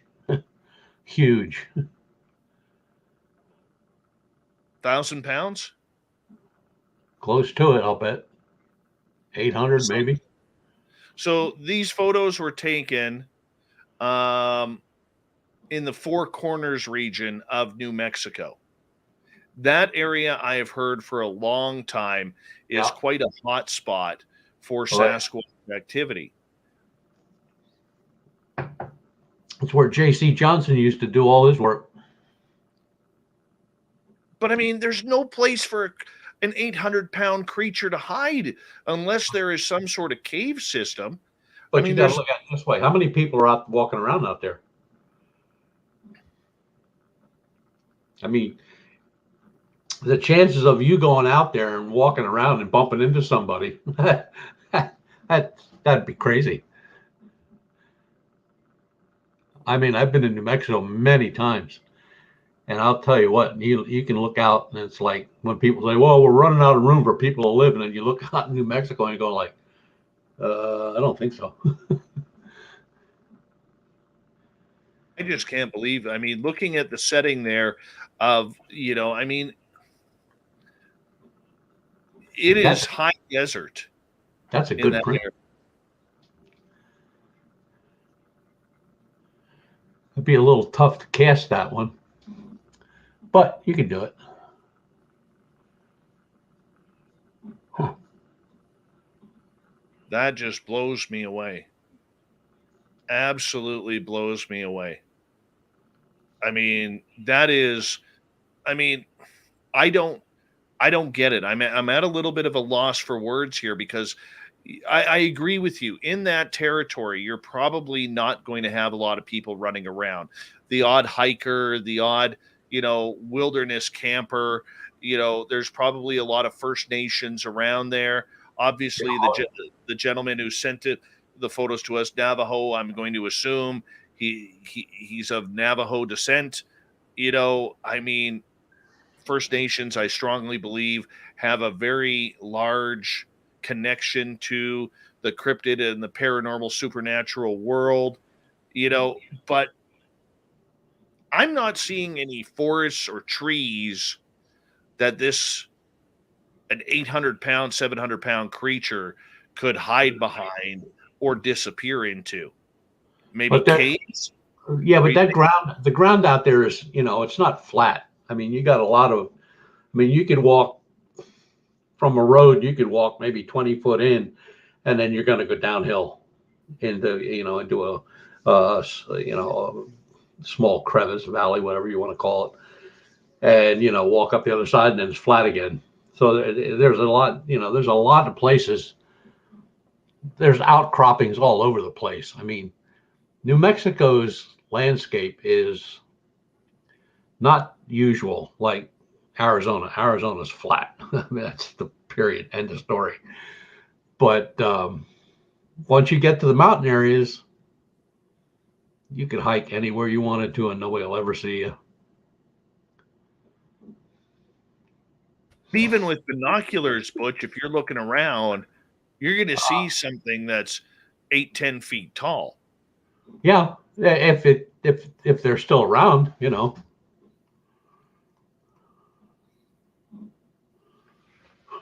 Man, that is Navajo states, "I'm not going there at night alone." I don't blame him. My goodness. I don't blame him at all.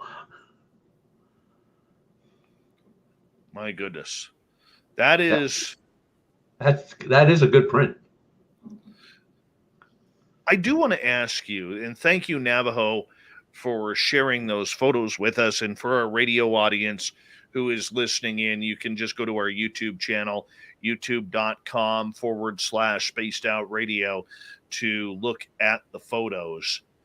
So that way you can have a picture of them. But Butch, you know, looking at the photos that Navajo caught, we're looking at, to me, at least 3 different size prints here. At least 3. Okay, but here's the curiosity part, even for me here in British Columbia, where we have found prints. A lot of times you never see a trail of them.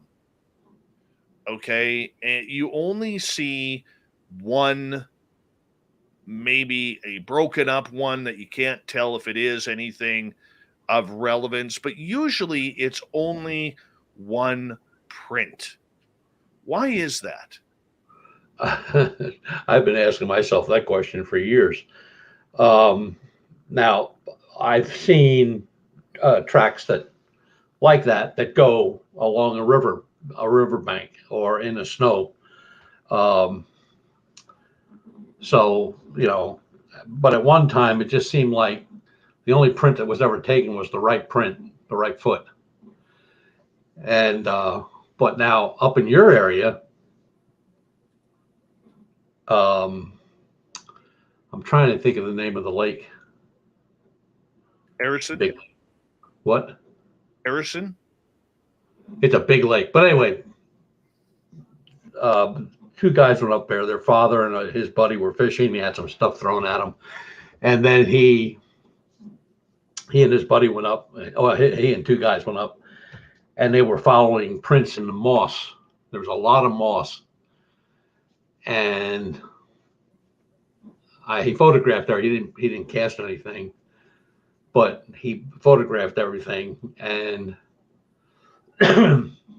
the one set of prints was kind of strange because it was very large. Excuse me, very large. But the next step was about half that size. So did he come down like this, you know, lifting his heel up because you couldn't see the heel, but you can see the same width and everything on the toes. But that, you know, it doesn't really mean anything because, like you said, you might find 1, you might find 2, but to find them, you know, left, right, left, right, left, right. I mean, that's unusual, very unusual. See, to me, this is where it makes me wonder about the magic of a lot of these creatures. Because when you sit there, and I've talked to, it doesn't matter whether it's you, Lon Strickler, you know, Nate Rudd, Duke from World Bigfoot Radio on YouTube, you know, many, many others who have been watching and following this creature for years. To have just one footprint is so vague and in the middle of nowhere, where you're not going to, you know, we're not talking about these stupid monoliths that were, you know, running, you know, people were running into certain areas and putting these stupid monoliths up like we saw last year. I mean, this has been going on for decades, where people will go into an area and there is one print, and usually it's the right foot. Yeah. You know, I mean, there are certain areas that you can't just create a print without some massive, massive weight. I mean, whether it's the deserts of New Mexico or the forestry roads of Western North America, those roads are so highly packed down that you could barely make a vehicle print in them, let alone a monster footprint. And that's what I'm saying is it's not someone who, Butch, is tying a printout of a plywood 18-inch print going around. Like it just doesn't make sense. No, it really doesn't. But like I said, there have been real good photographs of prints that you could follow. You got especially the one along the riverbank. You got the stride. The stride was like almost 7 foot, and the print itself, the prints themselves were like 18 inches by 8 inches. That's huge. But it was soft ground. He did cast 2 of the prints. And I mean, you could make out everything on the foot, everything. I mean, it was just, and then what was weird about it was like they went a pretty good distance. He was just going down to fish, and he kind of caught it out of the corner of his eye, and he had his camera, so he just got his little camera out and started doing his thing. But they went about 40, I think he said 40, 44, 46 feet, and the embankment, which was very low, very, very slight steep from the water up to a tree line. And then they went into the tree line, but he didn't find anything in the tree line. But he followed those prints from where he saw them, where they look, I would say, just looking at them like I did, that it looked like they came out of the water and then went down along the water on the soft dirt into the woods, but nothing in the woods.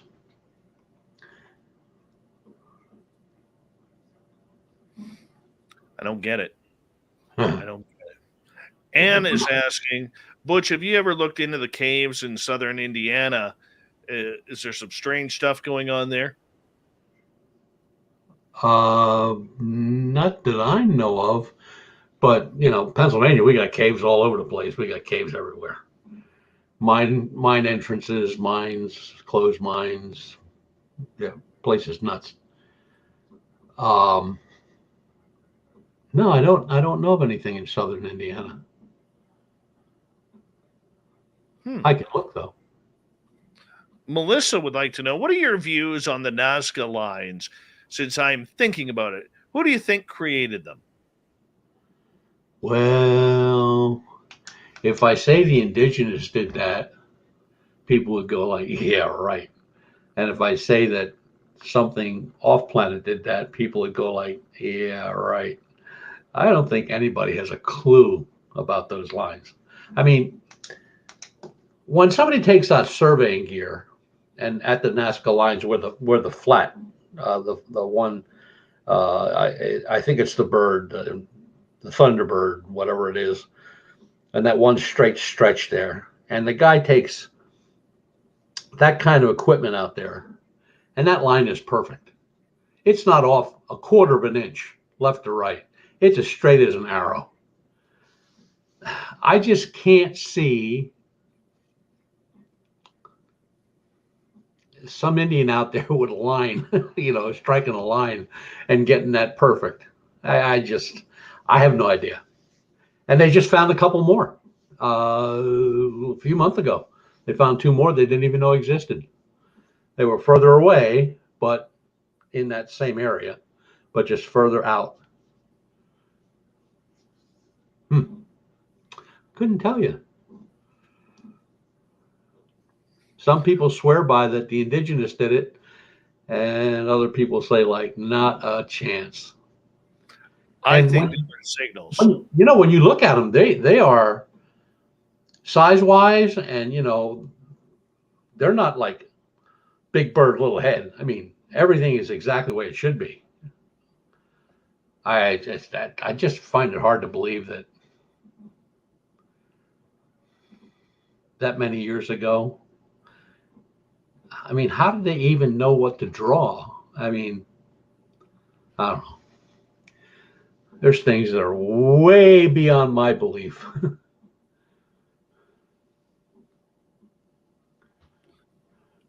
I think they are signals. Back then, when things were drawn, they were drawn because people saw them. Okay, this is why if you go and look at a lot of the hieroglyphs that are out there, they are created by the creatures that were around them. Like I know in our area, there are hieroglyphs here of the indigenous who were killing bears and fish and mountain lions and everything along those lines. There also is mention of a lot of star people around, right? Well, where does this come from? Yeah, Right. I mean, Right. Egypt is the same way. The Mayans are the same way, is yeah. that they had no reason.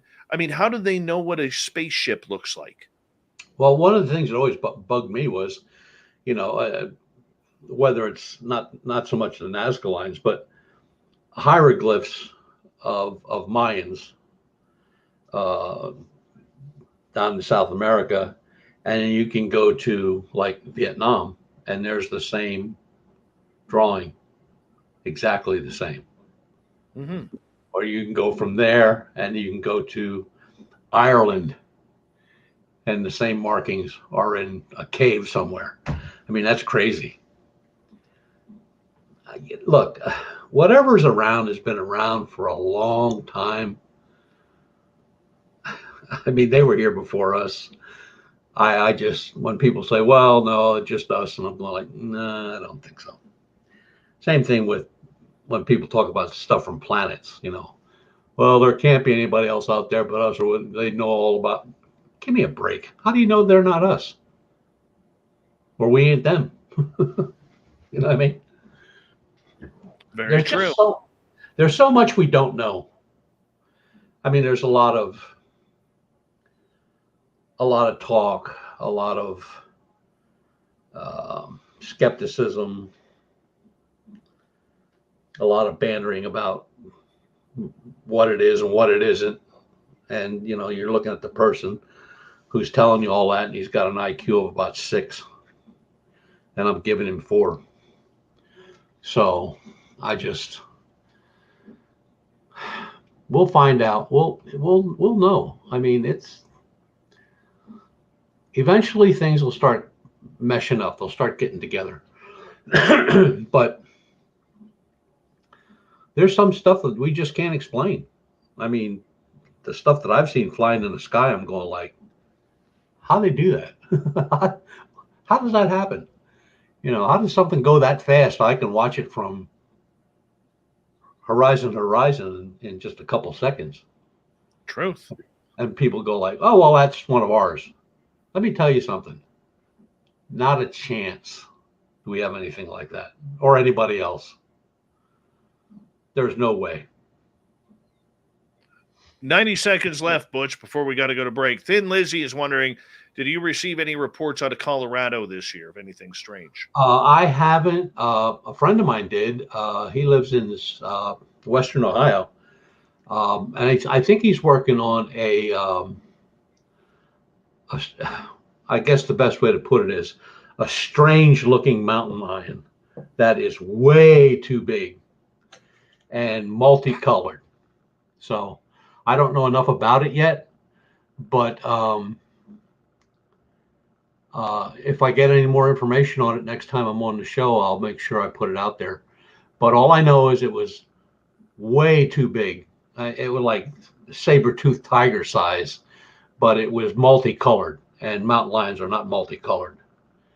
And the head was kind of misshapen, and the tail was really short instead of long. That's pretty much all I know. So if any of that gets back to me, I'll make sure I bring it up I'll make a note here. I'll bring it up on the show next time. For sure. Butch, we got you for another 30 minutes here on Spaced Out Radio. Uh-huh. And you know what? We're going to continue with audience questions here because we have a lot to go through here when we come back from the break. And then at the bottom of the hour, we're going to say hello to the fedora-wearing John Hudson with the Unbiased UFO Report. A couple of amazing stories that have happened in the UFO world that are going to make you think. Spaced Out Radio with Butch Witkowski, Strange Days. Final appearance of Butch of 2021, heading into the final half hour on Spaced Out Radio.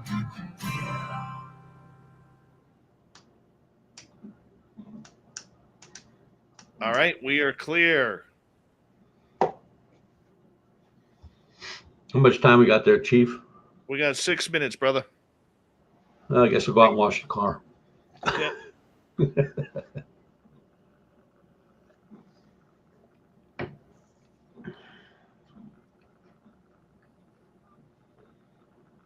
Good night, Gordium.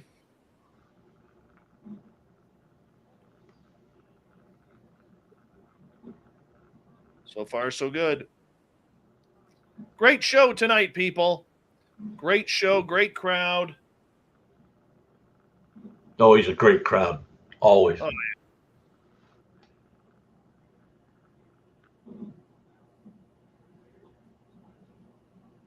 Always. Oh. all right. Butch is going to tinkle.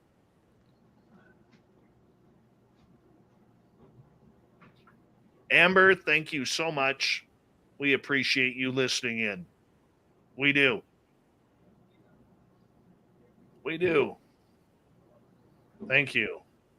And thank you to our new listeners tuning us in here. Butch is feeling better. He is. Hey, Ron, what's happening, man? How you doing? What a great night, everyone. Hi, gorgeous Mary. How are you? My hair is driving me nuts tonight. Driving me nuts. That's okay.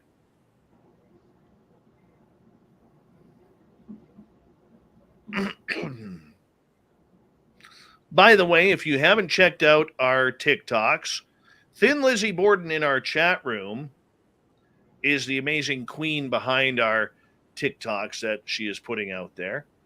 We're all learning how to do it, so if you haven't already, give us a like, give us a subscribe, and give us a share if you don't mind. We would appreciate it. And if you have a good TikTok channel going, do us a favor. Give us a share on your channel. We'd greatly appreciate that. Andrew, how you doing, bud? Hope you're trucking well. Penny Van, thank you for coming on in. Noble Patrick, thank you for that amazing super chat. Really do appreciate that. Along with Ben ×2, Joe and Joe's Main with his first ever super chat. Daryl ×2, Phil, Rooted in Gorgeous Sacredness, Thomas, Sugar Britches, Sally, Dry Toast, Tim, Smithy, and Simon, Alvin, and Theodore as well. Thank you so much for the love. Really do appreciate that. That's amazing, you guys. Thank you. Sweet Tony D, good morning to you in the UK. We are not eating pancakes with bacon at this hour. That would be considered breakfast for late night snack, and that doesn't work. That doesn't work. Hello, gorgeous Gene Beckett. How are you? Duke, you look stunning. Thank you for coming on in. Do I really look stunning? Oh, you look amazing. You look amazing. You're a sicko. You love me. Andrew's at the world's largest truck stop in Walcott, Iowa right now. Terrible times. How are you?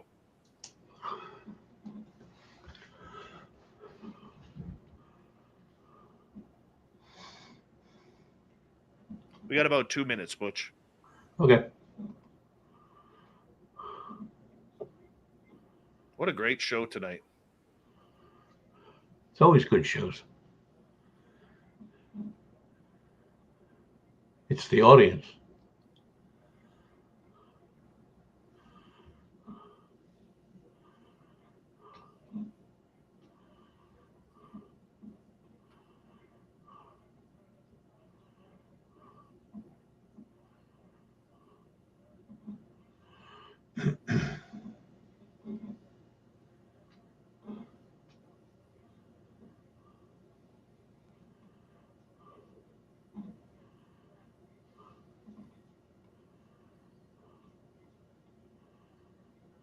$90 seconds.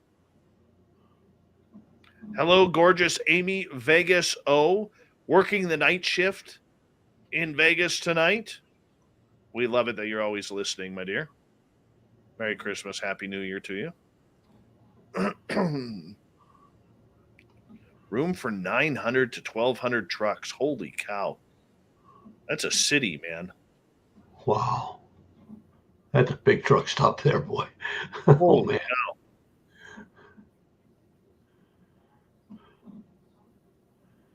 The gorgeous Coral Libra Queen, good morning to you.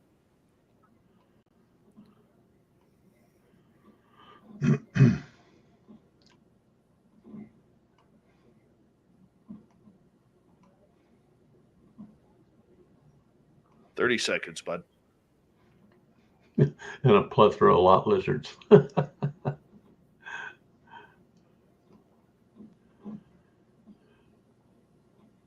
Big thank you to all the veterans tuning us in tonight.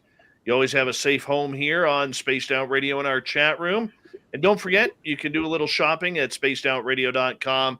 Get your latest swag that we got up, and we are working on more as well. And here we go, everyone, with the final hour tonight.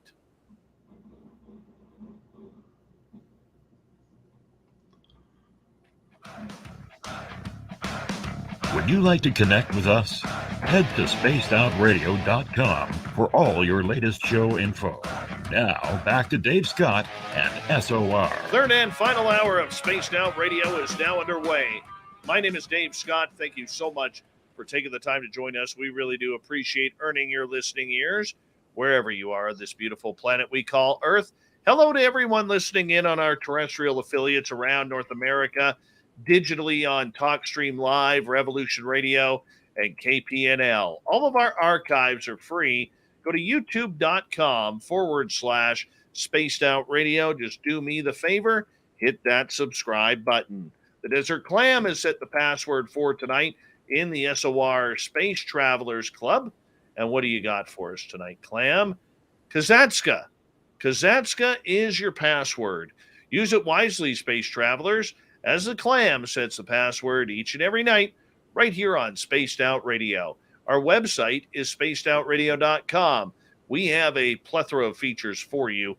Rock out to Bumblefoot, read Shirky Poo's Newswire, check out our swag as well. Follow us on Twitter at Spaced Out Radio, Instagram at Spaced Out Radio Show, and now on TikTok at Spaced Out Radio. For the final time tonight, Butch Witkowski and Strange Days happens here. Butch is from UFOcop.com, and we check him on out once a month for the weird, strange sightings that are going on around his area and the world in general. And of course, Butch here has been a monster hunter for pretty much the last 25 years or so, and he doesn't look a day over 45, which is amazing.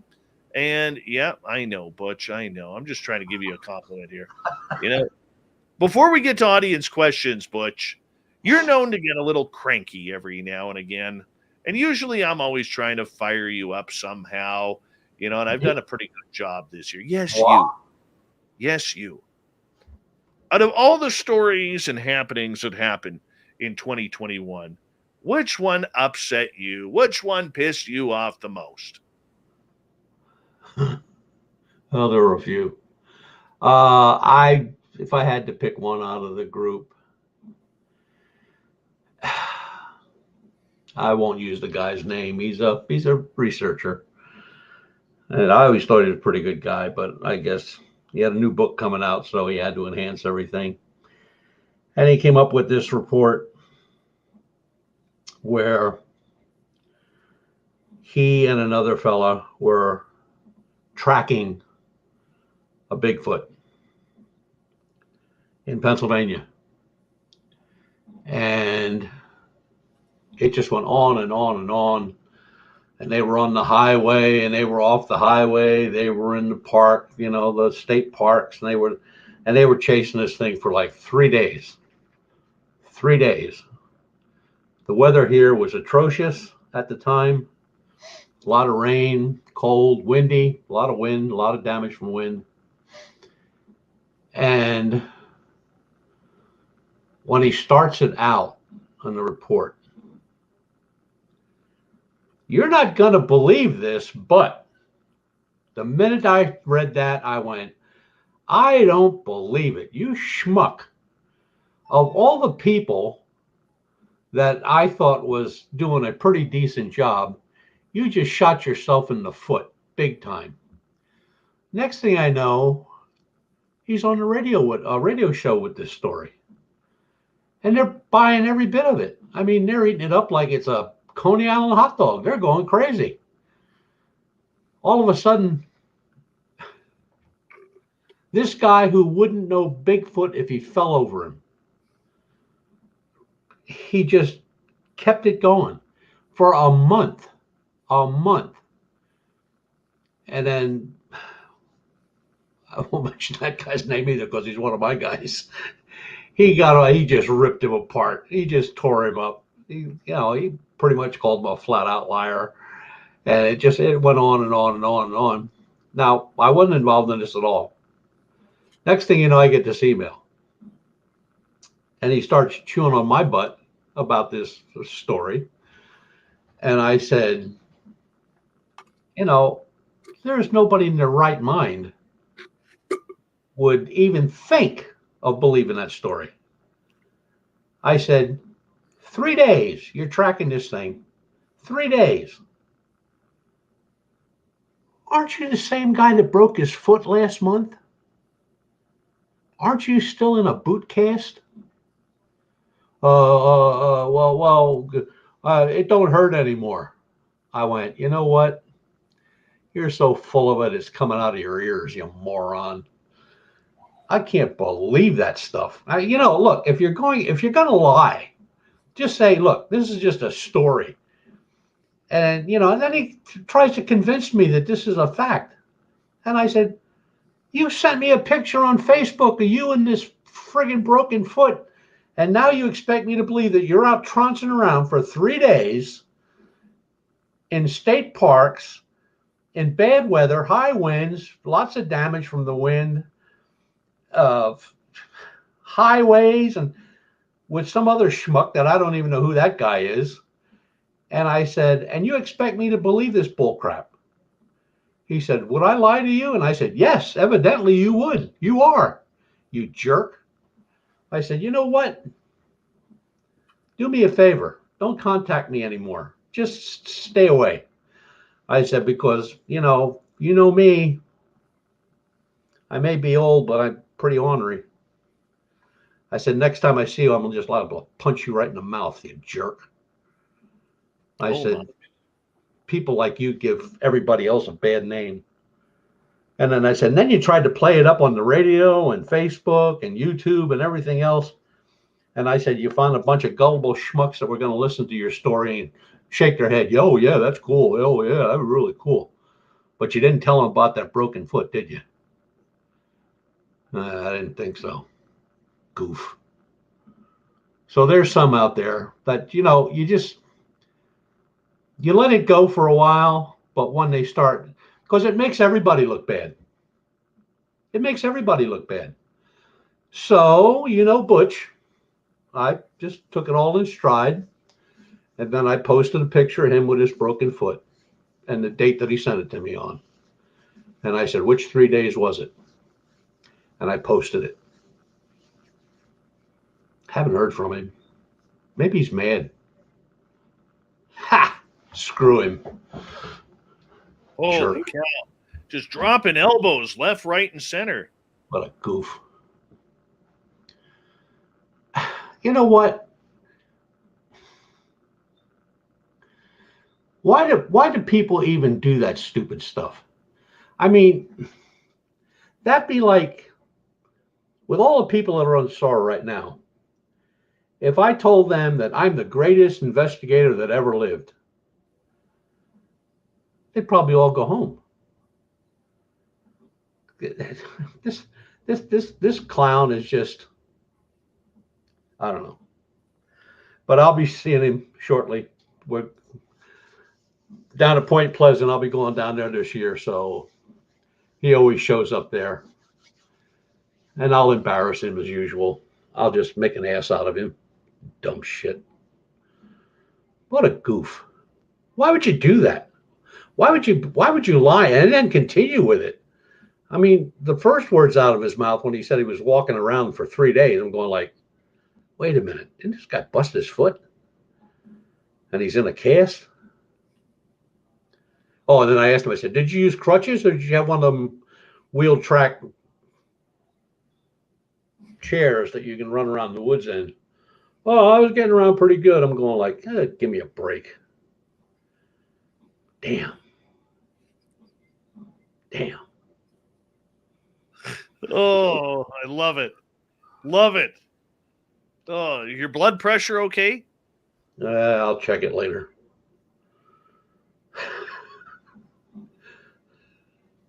World Bigfoot Radio Super Duke says, punch him, Butch. Give him an elbow drop for me. I'd like to do more than that. I'd like to rip his lungs out. Goof. Wow. You know, but that's what hurts our community, man. That's what hurts our community. The yeah, minute it does. start to get any momentum, you get people like this who just want to be the star on the show, do the talk show circuit on every social media platform they can in order to get their name out there. Well, it's the fortune and glory. That's what they're looking for. They think they're going to get paid for this. I've never received a dime in 30 years for all the work I've done and all the money I've spent. Not a dime. We don't take contributions. I mean, it's just, you're out there to do something, and whatever you see, whatever you find, you share with people that want to know. And just tell them the facts. This is what I know. This is what I don't know. And that's fine. But when you go out there and just snowball everybody and blow smoke up their butt, it's just not right. It's just not right. I get emails and, from people that they're not even doing anything. They're not researching or anything. They just have a question about a report or something they read in a book. And I could be a real jerk and just say, look, don't bother me, and hang up. But I don't do that. I'll talk to them until they get all the answers they need if I can supply them. And there's some that I can't supply because I don't know anything about the report. But I have people call me, what books should I read? Do you know anybody in my area that can help me out with a case? Yeah. Maybe I can, maybe I can't. But guys like that just get me cranked. I'm going to be awake all night now thinking about I want to strangle that little piece of shit. Oh my, Butch, tell us how we really feel about the guy. Oh my goodness. Oh my goodness. I don't mean to laugh, but I didn't expect you to get that wound up about it. Holy cow. Holy cow. Make me want to cover up and go find my safe spot here in the studio. Well, they'll get the comeuppance eventually. I mean, they'll get caught on a radio show maybe, or at a conference. And if he's at that conference down there, I will make sure that story will get all over the place. I will go out of my way. Nothing like a little cryptid revenge to end the year of 2021. You got that right, brother. About 10 minutes left before we got to say goodnight. to Butch Witkowski, goodbye to 2021 with Butch until he is back next year for year number 7 of doing Strange Days here on Spaced Out Radio. Butch, I had a question earlier from the audience regarding missing people, the 411 cases. Oh, yeah, Dave's stuff. Yeah. You know, this is something that isn't going away. It's No. becoming a little bit more popular. People are really starting to pay attention more than ever regarding the work of David Paulides and others like Steve Stockton with Missing Persons and Mysteries on YouTube. I mean, Butch, every year we know, thanks to you, that there are about 65,000 Americans that go missing without a trace. Yes. This is after there's about 1 million Americans every year that go missing. But after you whittle it down from everybody between who changes their identity due to a bad divorce, to people who are murdered, to people who commit suicide, to people who flee to other countries, because there's always a paper trail in today's electronic world. There's 65,000 people who vanish without a trace. Yes. And we're not talking just, shady people. We're talking children, the elderly, the sick, the disabled, the mentally challenged, the healthy, doctors, lawyers, McDonald's workers, Walmart workers, construction workers. It's a very big mix of people who go missing. Why do we need to take more time to investigate this outside of just the few people who are? Well,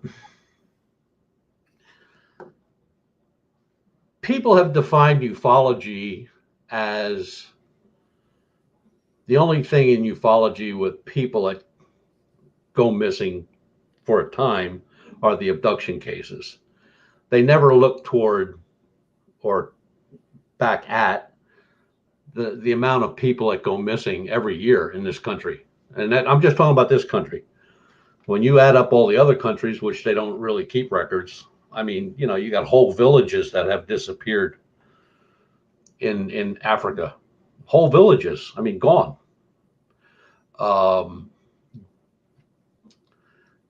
And, I really got to hand it to Dave, because he puts in a lot of work. I mean, it's not like he sits at his desk and tries to figure this stuff out. He's out in the field. And he's talking to, the Rangers. And that's another thing. It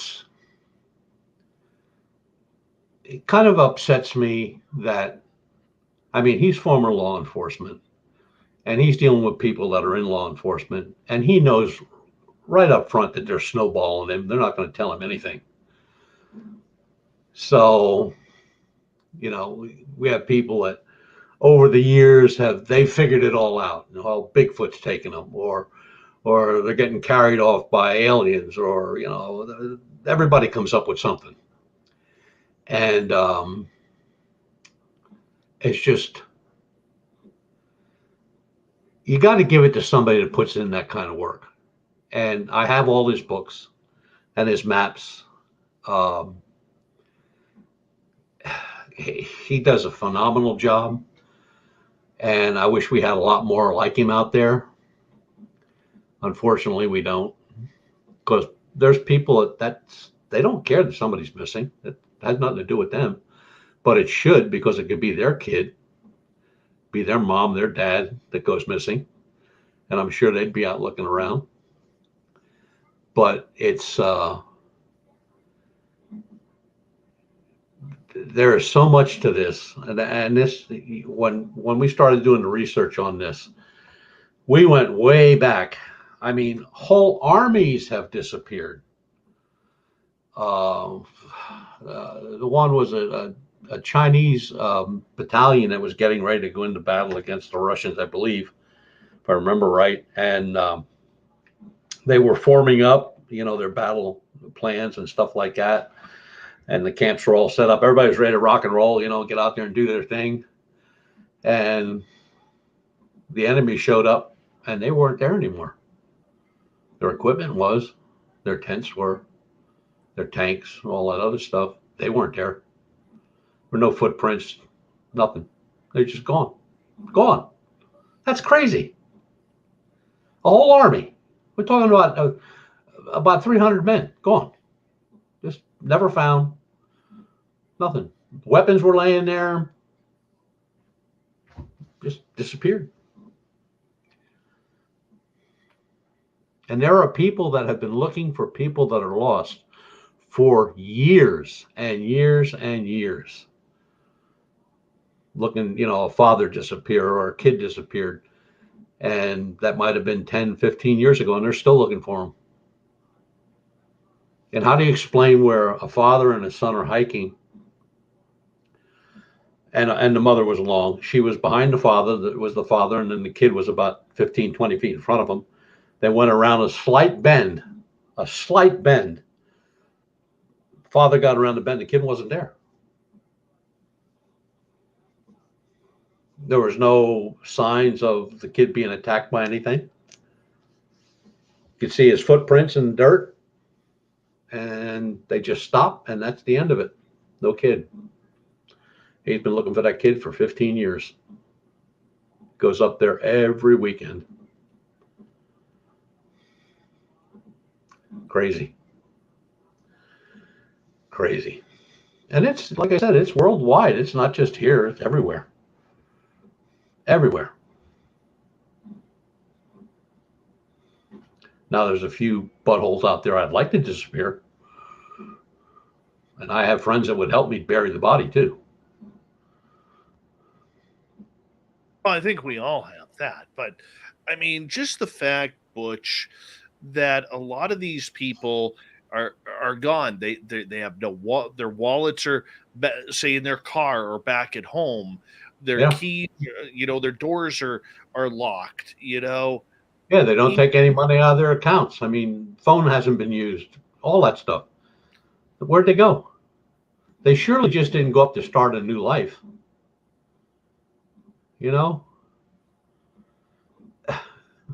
You would take your wallet, you would take money from the bank, you would take your car, you would take a phone, you would take all that stuff. I mean, this stuff is just laying there. I mean, this is stuff where, when the police go investigating, they're looking for unusual financial transactions. Yeah. Looking to see if there's, credit cards that have been taken out recently or new bank accounts open, with money transfers, as an example. I mean, it doesn't make sense. Even if they were robbed, there would be some sort of transaction on file, whether it's credit card, debit card, you name it. Yeah.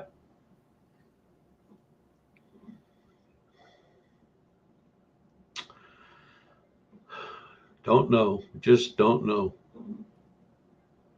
Do any of these people ever reappear, Butch, as we got about 2 minutes to go? No, they don't. They don't. They're gone. The one that just sticks in my craw that I just find so hard to believe was that, and I've talked about it before on the show, where a group of young folks were out at a bar. One of the guys, they were closing the bar. One of the guys said, "I'll go get the car." And they could see him walk toward the car.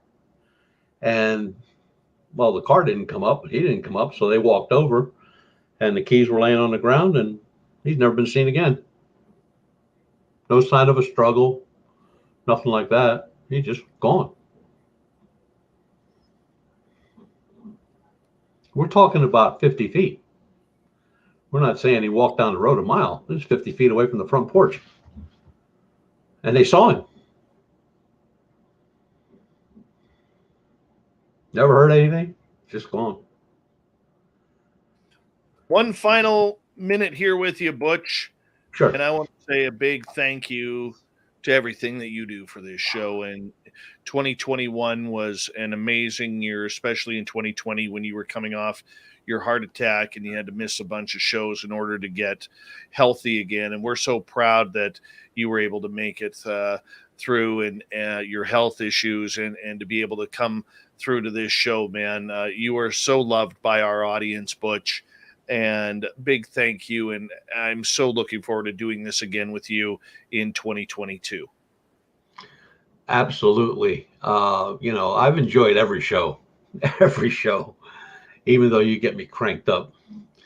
I hope all the people out there that listen have a good new year and stay healthy. And I guess we're going to see them in 1 month. 1 month. January 31st. Butch Witkowski, Strange Days. We'll talk to Butch next year. The fedora-wearing John Hudson is about to join us for the Unbiased UFO Report. We continue right after this.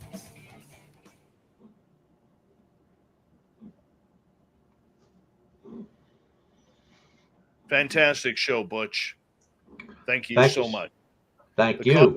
Comments are coming in. If you can read the comments there. Yeah. Lots of love for you, man. Lots of love for you. Oh, sugar bridges.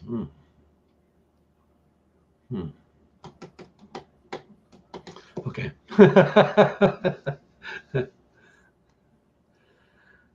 Have a good New Year, my man. You too, buddy. You need anything? We'll And Lon's going to send you some photographs. Yeah, I actually booked Lon tonight for January 10th. Cool. So, yeah, I did get what Lon sent me. Okay. And, yeah, that's pretty incredible. Yeah. Yeah. So. Stay healthy, my friend. You too. You need bail money, give me a call. Always, Dad. Take care. You too. Bye. Butch Witkowski, everyone. Gotta love him. Gotta love him. He is an amazing, amazing man.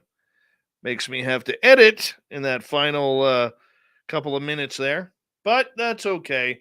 It was worth hearing him get all angry. And Fap, you came in at the proper time, right when Butch was about to wind himself up there.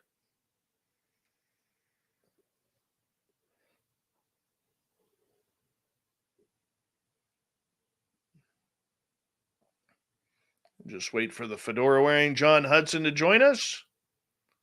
And then we will get moving on there.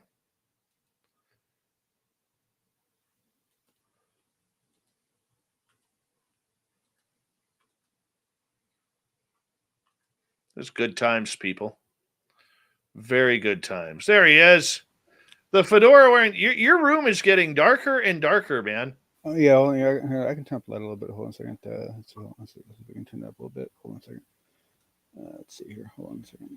Let's see if we can get this Look at you. You look like one of the Bee Gees right now with that beard.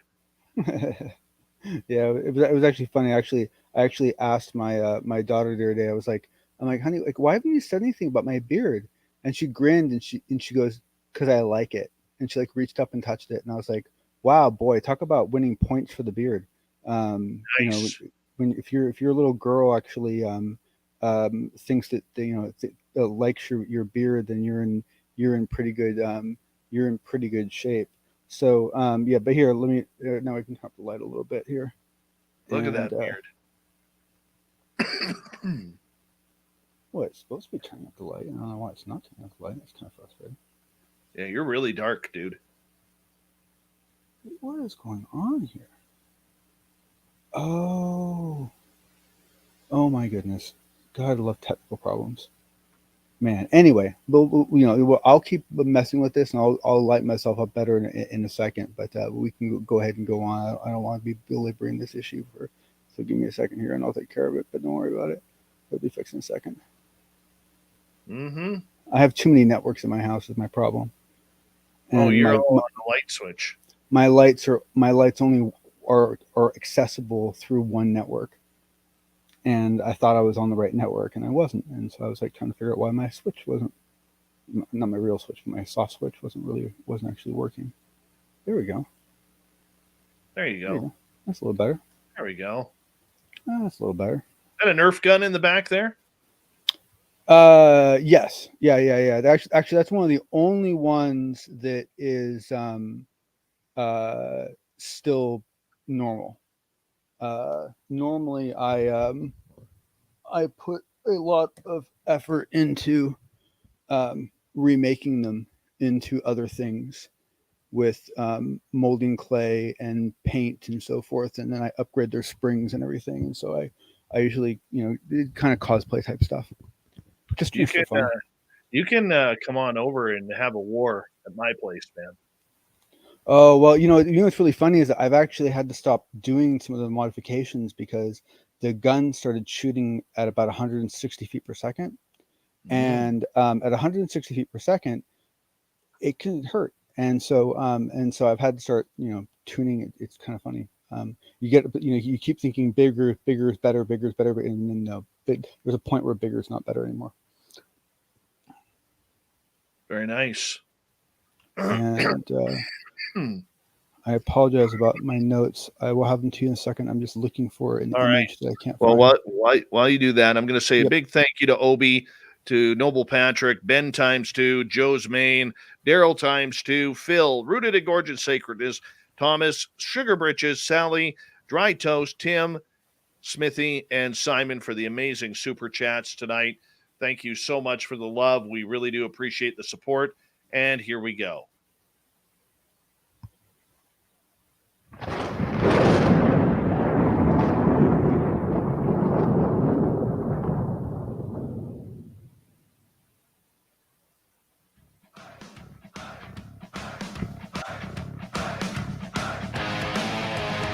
We've rounded third. We're heading for home tonight on Spaced Out Radio.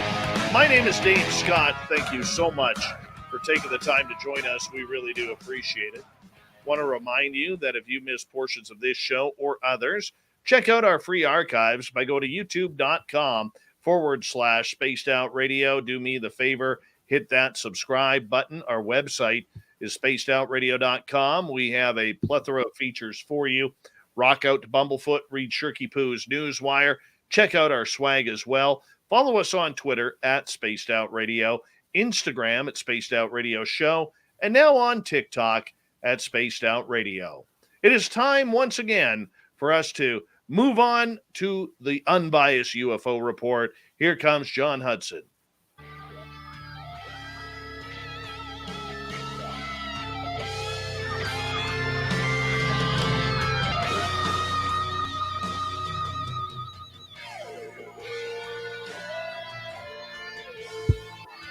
Yes, John Hudson comes on in wearing his beautiful black fedora and his newly painted beard. Can't believe the guy is like almost my age and doesn't have to use hair dye yet. Very disappointing. But I mean, here it is as we bring the unbiased UFO report coming on in. And big news coming out of Washington, D.C., John, where President Joe Biden has given a very, very strong signature, which includes the UFO studies. I know. It's like, pop the champagne. I mean, like, is everyone like properly like excited? I mean, this is like, this is no. Okay. I get it. But seriously, this is really good, because the thing is that, this is a huge piece of legislation. The UAP stuff is just part of it, but there was no issues with it. And so it all went through, it all got signed. And so for the first time in history, we actually have an actually legally accepted document in the U.S. government that stipulates the existence and the way to deal with UAPs. That's a big freaking deal. Okay, why is this a big deal, John, for those who may not understand? Okay, so forget for a second everything that you might know from your experience. If you just base conversation on what is on the record, okay, that is how a lot of situations end up. And so you have these conversations on the record where if there's never been any kind of official acknowledgement that something ever happened, you can't even bring it into the conversation because it doesn't actually exist yet, right? So by them basically putting into legal writing that UAPs is a real issue and it has to be now it kind of it seeds the ground. It basically it opens things up. It makes it easier and safer for other people to now start talking about it and defending what they've seen and sharing what they've seen, because now there is actually this real, official, like signed document that, it deals with the issue. This is the UAP problem rubber hitting the road. So with this being signed, what happens now? Well, my guess is, for the most part, for the next 90 days, we will all argue and complain with each other over what we think will be in that first assessment.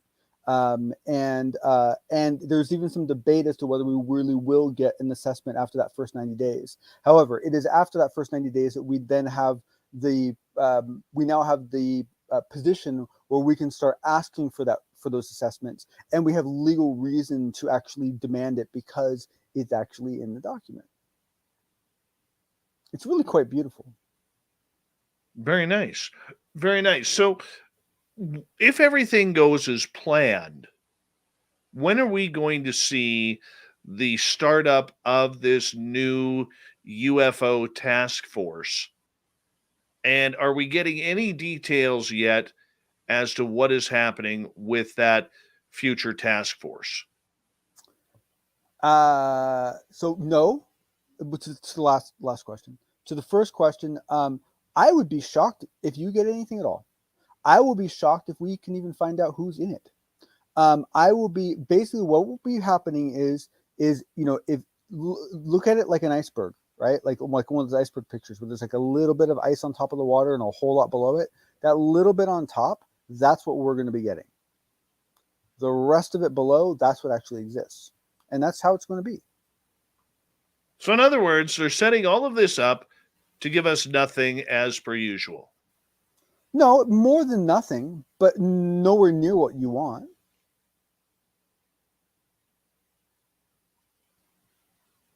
Is the public getting screwed out of this? No, I don't think so at all, because I think that essentially what the U.S. government is doing what is in its best interest, right? And if you happen to be an American, then at some level it's in your best interest. But it's not like the way the U.S. government has handled this has been. I don't know. I don't think. I think basically they're giving us as much as they have to. I think there are some people, I'm sure there are I know for a fact, there are tons of people in the government that believe that a lot more should be shared than it has been. But we have the everlasting problem of the fact that it's not, when we say methods, people just gloss over methods like this, no big deal. Methods are a big freaking deal. And tools are a big deal too. And the thing is that, there are a ton of times where we catch people doing things and we can't tell anybody because the devices we caught them on don't exist. And it sucks, but it's the way it is. All right, let's move on to the Nazca lines because there's new news there. We do have 3 stories with you, and the third one I want to take some serious time for. But the Nazca lines, what's going on here? Well, so it was more that I was excited to hear it come up in your conversation with your guest tonight, and the Nazca lines have been coming up lately in conversation because essentially they found some additional glyphs that they hadn't found before, which when you see them you're kind of like, really, like, how could you not, like, they're big and they're detailed, and anyway, not my problem. Cool new Nazca lines. But what I want to kind of bring up to everyone as well is this whole question of who built them and why they built them. And I think that I guess the point I just want to make is that I think that now that we are starting to have a better grasp of how far back humans go, and how advanced Neanderthals and Denisovans actually were, and the fact that we were cohabitating, and the fact that there have been, semi-intelligent, semi-advanced, hominids roaming around for a long time, that we need to start looking at, pre-flood coastlines to determine what was connected and what was built and why it was built. And I think the Nazca lines are a great example, because if you drop the ocean over there, 500 to 1,500, 2,500 feet, depending on the area, you will find that the Canary Islands end up being part of a land bridge that leads you right to the Nazca lines. I mean, like it's like a march. Like you just go doop, doop, doop, doop, doop. I have a picture of it. I'll show you. And just boom. It's like a map. It's like Google Maps. Here, this way to Nazca lines. It's crazy, but you got to drop the ocean quite a bit. Now, the last time the ocean was that low, I don't know for sure, right? I know it was at least 35,000 years ago. And I'm not saying that this hypothesis is right either. What I'm saying is that now that we have a wider view of how long humans have been operating on this planet, we need to take those new glasses and re-look at old problems like the Nazca lines, because I think we're going to start seeing new solutions. Are you still a believer, or what do you believe in what they were drawing in the lines? You know, because I mean, for them to draw everything from cats to aliens, it looked like they were putting out a signal to something off world. It was CE5 with finger paints. Is that what you think? Yeah, I really do. Now, does it necessarily mean they ever got an answer? I have no idea. I have no clue whether it was ever symmetrical, communication. But I think it's pretty much safe to say that whether they thought they were communicating with with entities in the sky or entities in the stars, those pictures were communication tools meant for someone to be seen from way high up. Now, it's also possible that it was for their own ancestors as their own spirits went up into the sky. That's possible too. There's all sorts of interesting scenarios, but clearly those images are drawn for someone who is not on the ground. All right, and finally tonight, and you know what? This one may take up a little bit of time here, but Shirky Poo has it in her headline for the news as well. And I'm going to just kind of read a report here that NASA has made some very interesting hirings in the past couple of days here. They have hired a number of theologians to prepare humanity for alien contact. A priest and other religious experts have been called on to help Earth deal with the possibility of extraterrestrial life. NASA is enlisting the help of 24 theologians in a move to determine how different religions around the world would react if contact was made with aliens. The space agency hired a group of academics to take part in a program at the Center of Theological Inquiry at Princeton University, to which NASA gave a $1.1 million grant in 2014. Among them is British priest and Cambridge University theologist Reverend Dr. Andrew Davison, who is helping to advise amid the ever-growing likelihood of discovering alien life.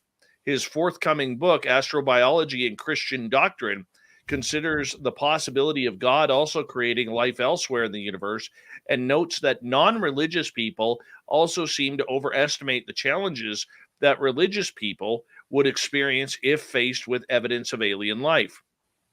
Carl Pilcher, former head of NASA's Astrobiology Institute, says the theologians were brought in to consider the implications of applying the tools of the late 20th and early 21st century science to questions that had been considered in religious traditions for hundreds or thousands of years.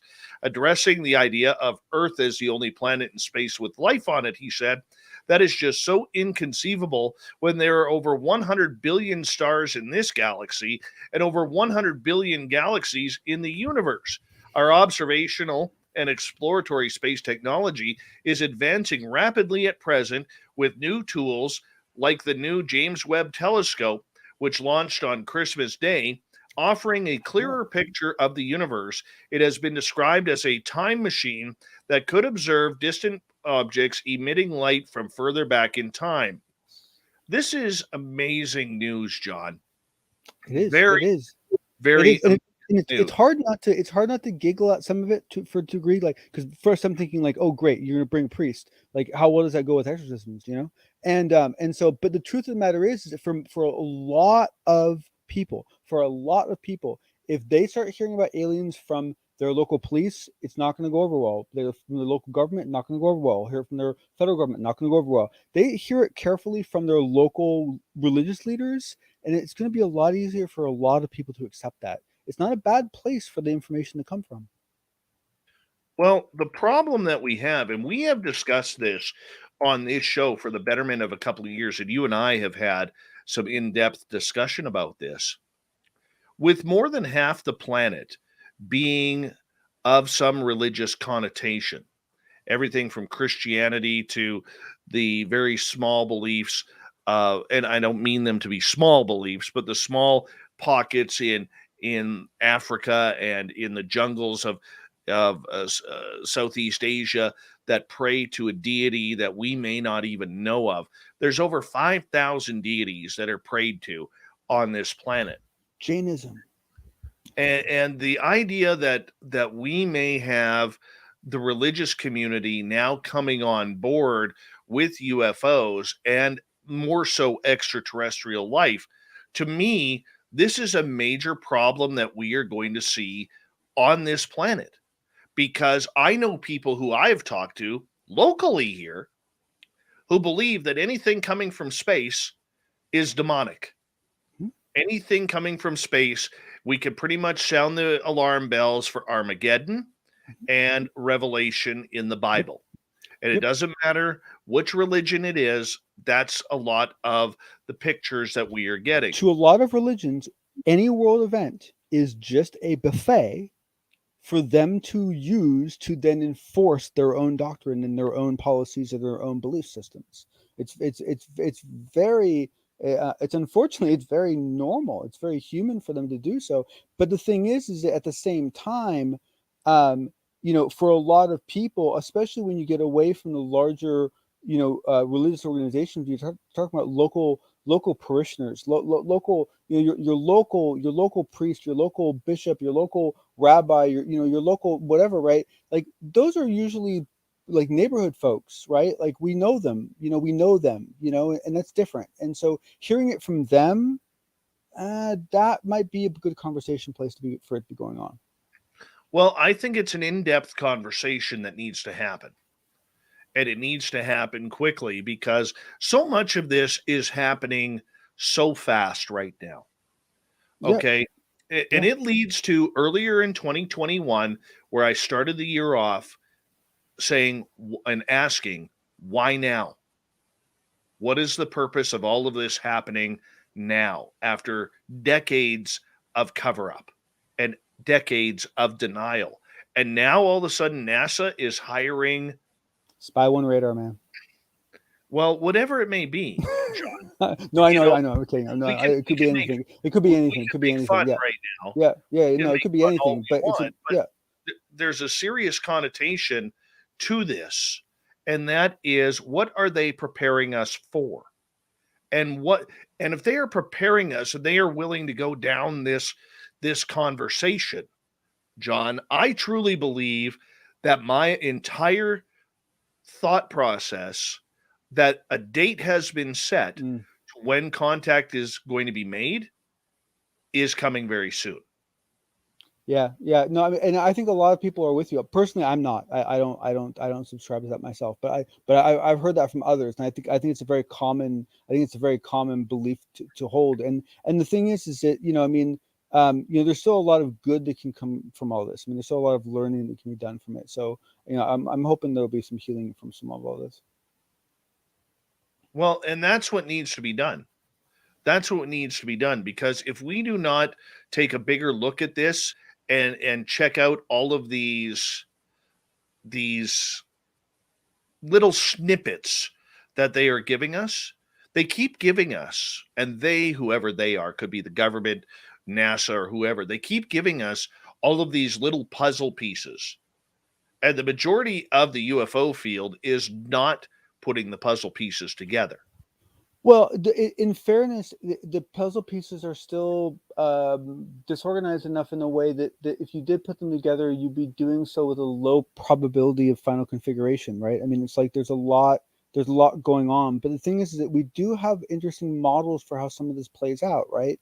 And what some of what we've seen in other models is that some religions may not survive. Some religions may evolve to be more cultural expressions of cultural things and not necessarily structural religions. Some religions will grow. Some religions will become multi-planet.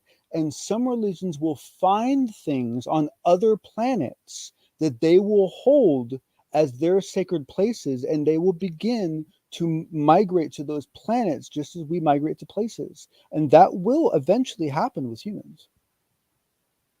It will. The question is, why now? And we need people to start asking the why now question.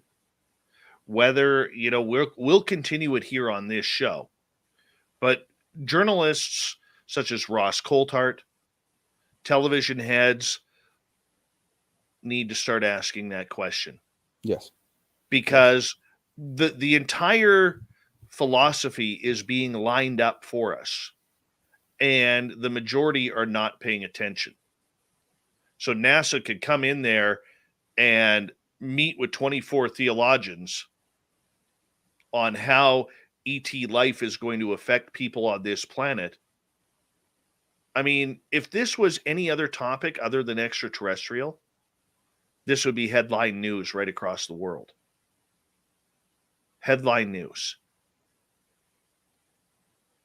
Yeah, no, it's being throttled, and it's being throttled for what is believed to be a good reason. And honestly, in light of some of the conversations I've seen here, that I've had on Twitter and so forth, I'm not so sure anymore that's not such a bad idea. I think some amount of metered dissemination is probably a good thing, because here's the thing: is that, look, a bunch of aliens could show up and tell the world that your religion is wrong, okay, and could even try to offer proof that your religion is wrong. Does that mean they're right? No. Does that mean your religion is wrong? No. Your religion is based on faith. It's based on your belief system. It's your religion. No one can take that from you, right? So believe. Do what you want. Like, I don't care. Green, gray, purple aliens tell you your God doesn't exist. If you want your God to exist, if you believe in your God, then by God, your God will exist, and that's your God to do what you want with. And it's like, to me, it's insane. It's insane. The whole idea that people are afraid that some other being can come from some other planet and hurt their belief system here, to me, doesn't make sense. That's why we call him the fedora-wearing John Hudson, as he comes on in with the unbiased UFO report every couple of nights to keep us updated on what is going on in the world of UFOs. And once again, John, an incredible, incredible job.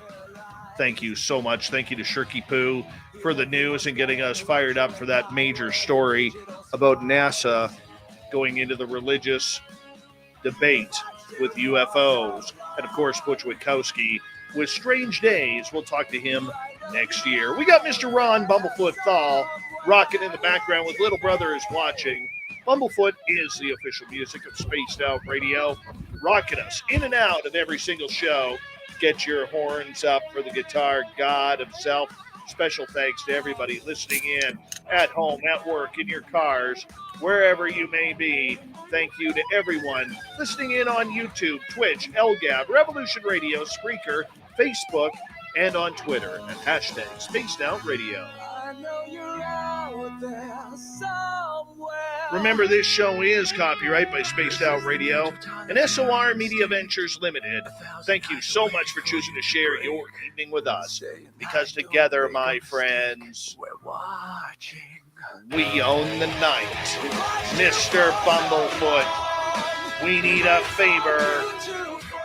We need you to take us home.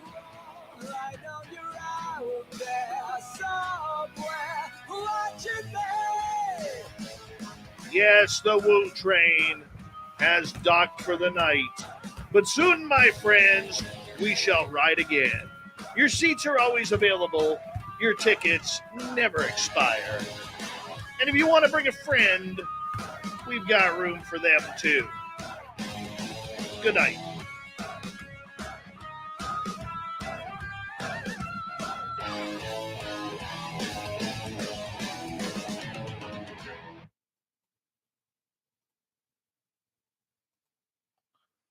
That's good stuff right there.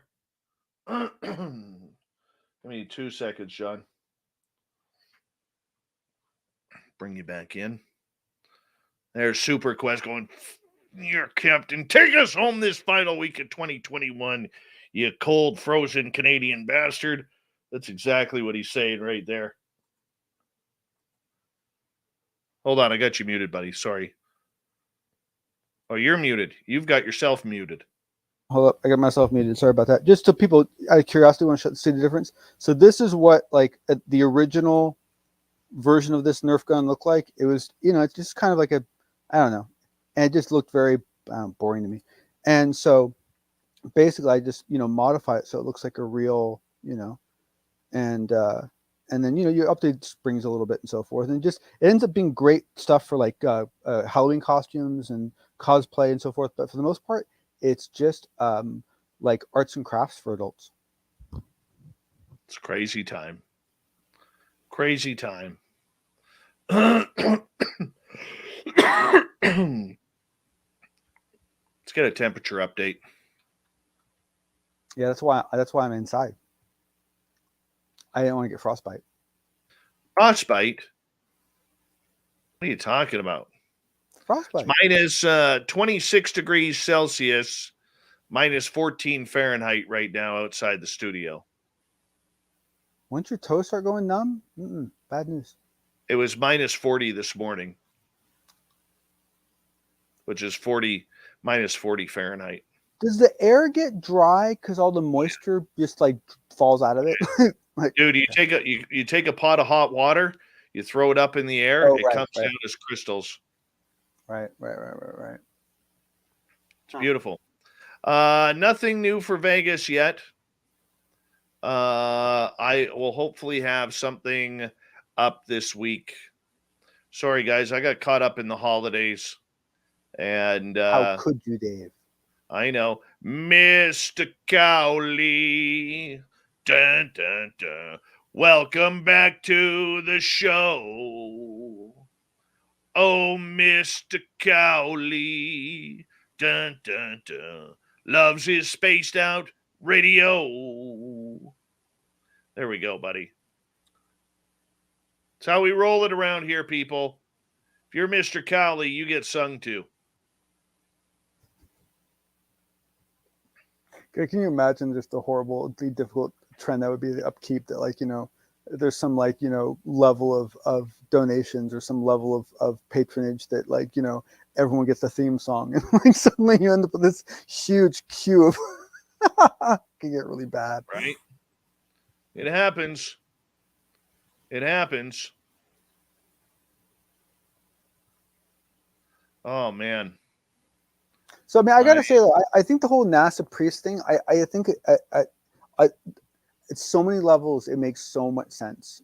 Because, for so many people, religious leaders are the calm ones. They're the clear, the wiser ones, the more clear-minded ones, the ones that can help us think through things when we're fuddled and when our emotions are run amok. And I think a lot of people look at the religious leaders that way. And even like I have this this one friend of mine who he's now into all sorts of stuff. But now what were we talking about? We're talking about oh,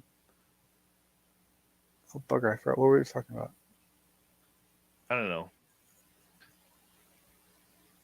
Damn, blank. Much of that California hooch you have there. Yeah. You know me. Yeah. Well, you realize how counterproductive that would be with the amount of caffeine I intake? Mm-hmm. Well, I hear you, buddy. I hear you. Super silly. Oh, I remember what it was. When my friend used to go on ghost hunting adventures in college, they always had to take a religious person with them. So whenever they went out on any kind of investigation, they always had to bring a token religious person with them. And so there was like this one priest that would usually come along. And the whole purpose of that priest was that if you, while on the ghost hunting expedition, see something that really disturbs you, right? Mm-hmm. The religious person can sit you down you know, hold your hand, look you in the eye, and, you know, talk you through it, and, you know, let you know that you're not crazy, and, you know, but no, it didn't really happen. Don't tell anyone about it, and pretend it never happened again. But, you know, that sort of thing. Interesting. Brown Dot Flop, send her name to our booking team. James Webb. You can send it to Lizzie at Bree, BRE at spacedoutradio.com. BRE at spacedoutradio.com. That James Webb telescope scares me to no end. Why did they? Because they only built one. Like, do you know how many things can go wrong? And it's not even like, it doesn't even just like pop out here and stay. Like, it goes far away before it deploys. There's a lot of stuff. And my understanding is there's like 46 different single points of failure within that system. I heard there was way more than that, dude. I heard there was like 310 or something. I don't get that. I don't understand how you can build one of something like that's that sensitive, and that I don't get that. I really don't. Cost, I mean, you're looking at that satellite's like $30 billion, and they've been building it for like yeah, I know, but years. it's all internal money.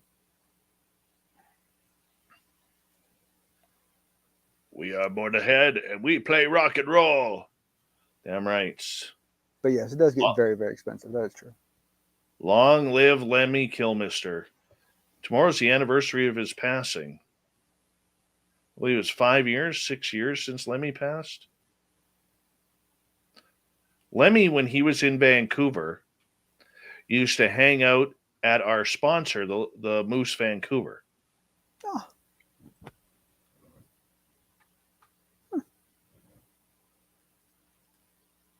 Mm-hmm. And I don't believe Ashley ever made him pay a bill.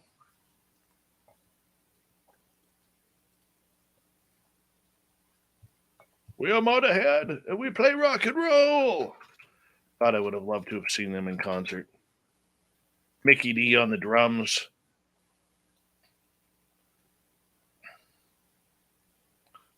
I only sing to my daughter. How was your Christmas, buddy? It was lovely. It was very, very nice. It, you know, it wasn't perfect with everything going on, but it turned out quite well. How about yours? I'm wearing a new jacket here. It's got wool in here. Mm-hmm. Nice and warm. Oh, far out. Nice and warm. Far out. Just need a t-shirt underneath. That's it. You know, I got some new socks, which I asked for because I love socks. Yeah, I got new socks and shoes for my birthday, at the beginning of December, and I was really pleased about that. I was like, especially like these shoes. I destroyed my last pair, and I really liked them. And my daughter found them and like on her own, and like she was all excited, and she gave them to me for my birthday. It was really cool. Nice. Yeah, Preston Beckett, what's going on, buddy?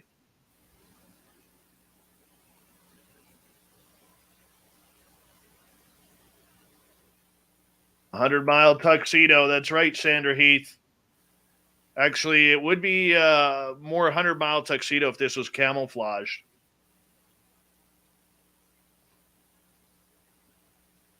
So that would have kept things a little bit more warm. But, you know, man, if I was living where you, I'd be like, do they make electric blanket jackets? yes. Yeah. See, there's. I actually saw my first one of my friends. When I saw her uptown shopping, she was wearing an electric jacket. There you go. I was blown away by that. That's awesome. To me, that's one of my favorite things about raising kids, is seeing the look on their face the first time they experience things. Today, my daughter, for the first time, experienced purposely putting clothes into a dryer to heat them up just so you can put them on warm, because you're cold. And the look on her face when I put those socks on her, she was just like, it was just like heaven on earth. It was so awesome to see. I am very surprised that you would do that down there. Doesn't even get cold. Oh, you gotta realize that humans are one of the reasons why humans are so amazing is because we're so relativistic, right? And so for us, everything's a range, right? And so we live in one range. And so for us, the coldest we have feels very much like the coldest you have.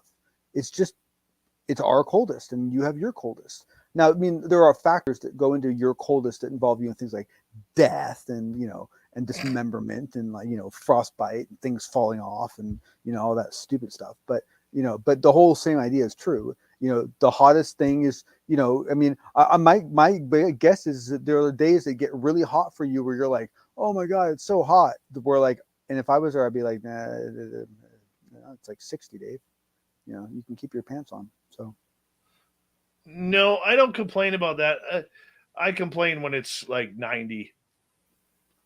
See, I can take up to, I can go up to 110 as long as it's dry. When it's like East Coast, it even hits 80 with that kind of humidity. And East Coast is terrible with their humidity. Put a bullet in me. I just want to die. I can't handle it. It's like walking out of a shower everywhere you go. It's insane. Mm-hmm.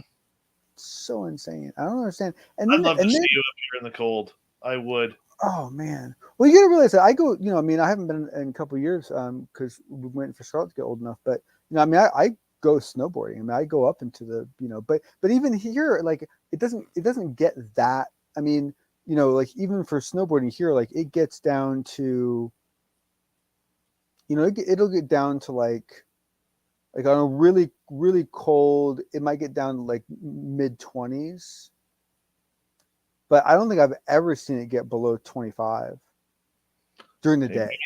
Give me 1 second. I got to do some, editing here. So 11, that's 6, 8, 10, 12, 14 should be around here. Good stuff. I mean, haven't heard from him. Maybe he's mad. Ha! Screw him. Holy cow. Sure. Just dropping elbows left, right, and center. What a goof. You know what? That was awesome. Why do people even do that stupid stuff? I mean, that'd be like with all the people that are on SOR right now. If I told them that I'm the greatest investigator that ever lived, they'd probably all go home. This clown is just, I don't know. But I'll be seeing him shortly. We're down at Point Pleasant. I'll be going down there this year, so he always shows up there. And I'll embarrass him as usual. I'll just make an ass out of him. Dumb shit. I'll just make an ass out of him. Embarrass him as dumb shit. Dumb shit. We'll get rid of that one. And then, hold on, one more coming.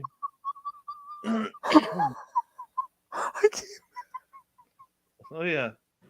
And I could be a real jerk and just say, look, don't bother me and hang up. But I don't do that. I'll talk to them until they get all the answers they need if I can supply them. And there's some that I can't supply because I don't know anything about the report.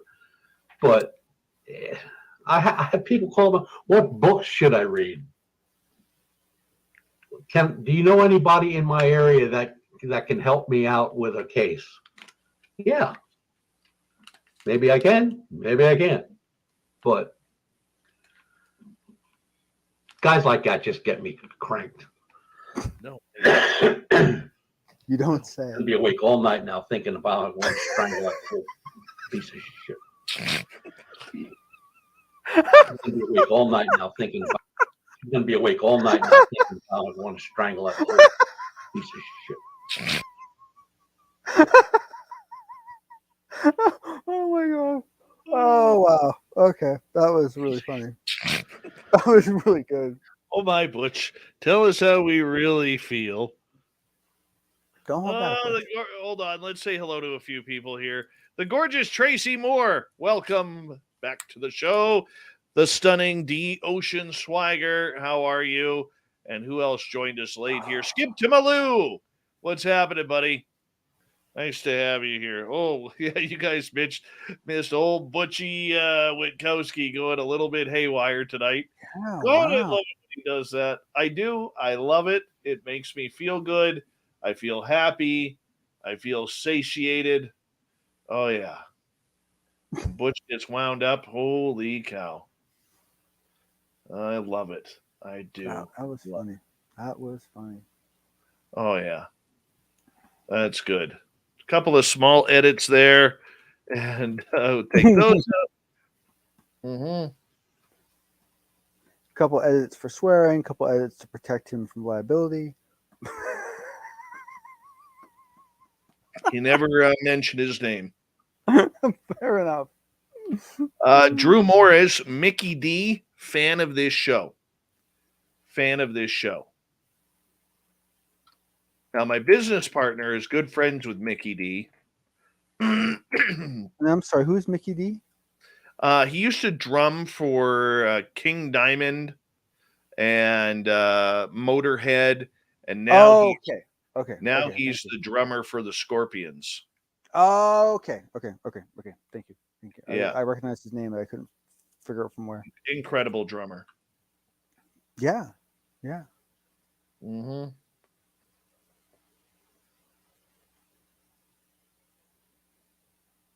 Incredible drummer.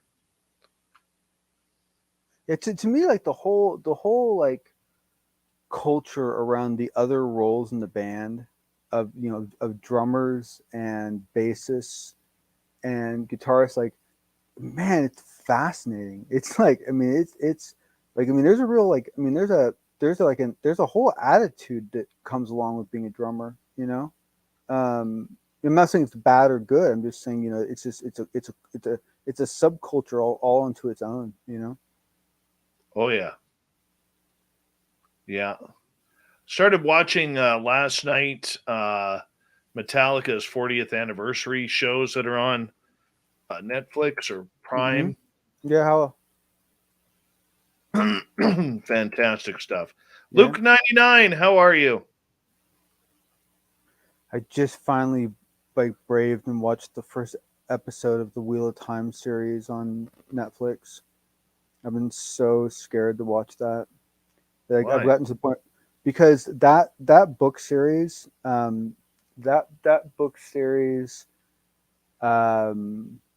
there is no other written text on Earth that has had a larger influence on my life than those books. I started reading those books when I was about 14 and pretty quickly caught up. So we were getting a new book about every year, and then he died when there was still like 3 books left.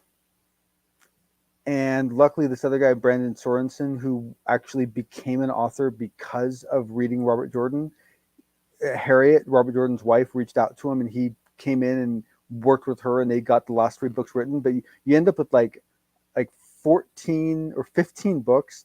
They're like, 800 pages each.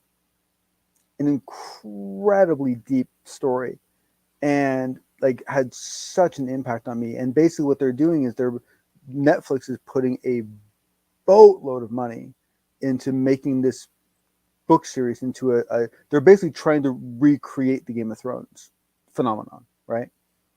And but they had to make a lot of changes to adapt it for a show. And when you grow up with a book series, you kind of develop some pretty strong feelings about how certain things should be presented and so forth. And so it was a bit hard for me, I can see that.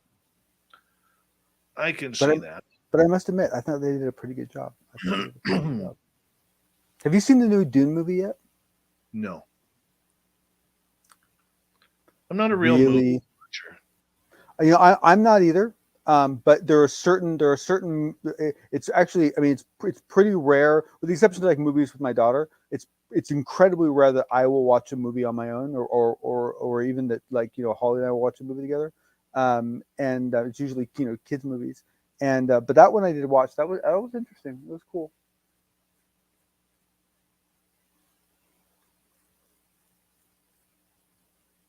I was trying to get my son last night because he wants to go to Amazon, a concert. sorry. Yep. Yeah, he wants to go to a concert.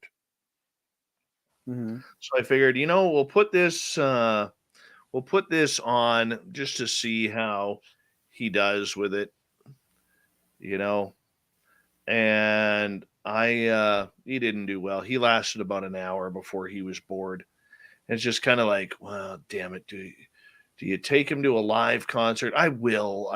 It's the debate that I have in my head, where all of a sudden, do you take him to a live concert where all of a sudden he's going to be like, what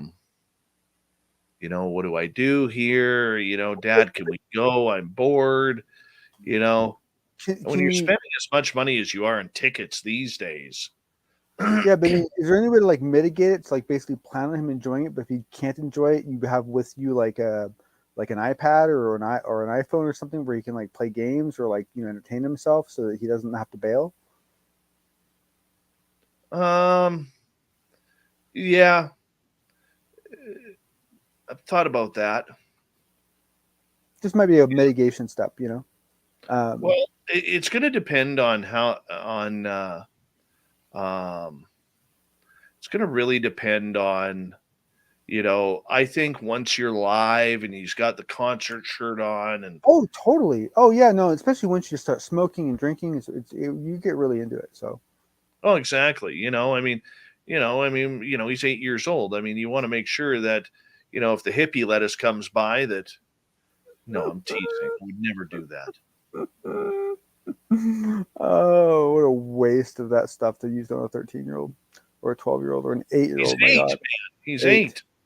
8. No, 8. He's a big 8. He's a hockey 8. He is a hockey 8. Did he have a nice Christmas? He had a fantastic Christmas. Nice. I got him one of those Oculus 2s. Oh, far out. Good dad. Nice work, Dave. Yeah. Good choice, man. So Santa Claus bought him a Nerf gun, and his big gift this year was an Oculus from us. That's actually I actually want one of those. I actually use the PlayStation one quite a bit.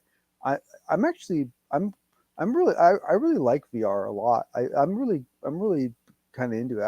I think it's I think it's a lot more amazing technology than most people give it credit for.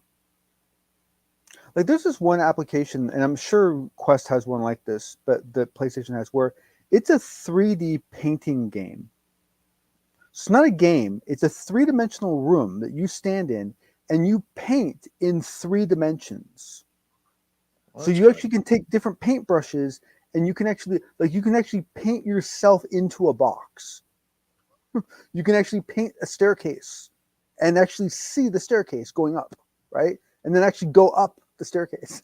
It's crazy. It's truly bizarre. I haven't even played with it yet. Oh man, and the thing that you got to remember too is that your brain, when your brain is looking at inputs, so sight, sound, taste, touch, blah blah blah, right? There's a hierarchy of them, right? And they're not all weighted the same. And the ones that are correlated with each other as having common correlations, they will try to blend. So what it means is that if your eyes are seeing something and something else picks up something, it'll tend to cause your brain to believe it, right? So like I think I've told the story before, but I had this crazy experience on like the very first version of the Oculus, where it was God, my God, the graphics were awful. And even as bad as it was, in the game I walked out onto the edge of this cliff, this like a sea cliff, like standing on, and so you could see the ocean. And I mean, these graphics were awful. I mean, like Atari 800 awful, right? And still, when I stepped out on that cliff, a fan in my brother's living room turned, just completely coincidentally, turned and blew wind not against the side of my head, but across my nose. And that's all it took. As soon as my brain felt that wind across my nose, it took the input of seeing it on the cliff and went, oh, the cliff's real.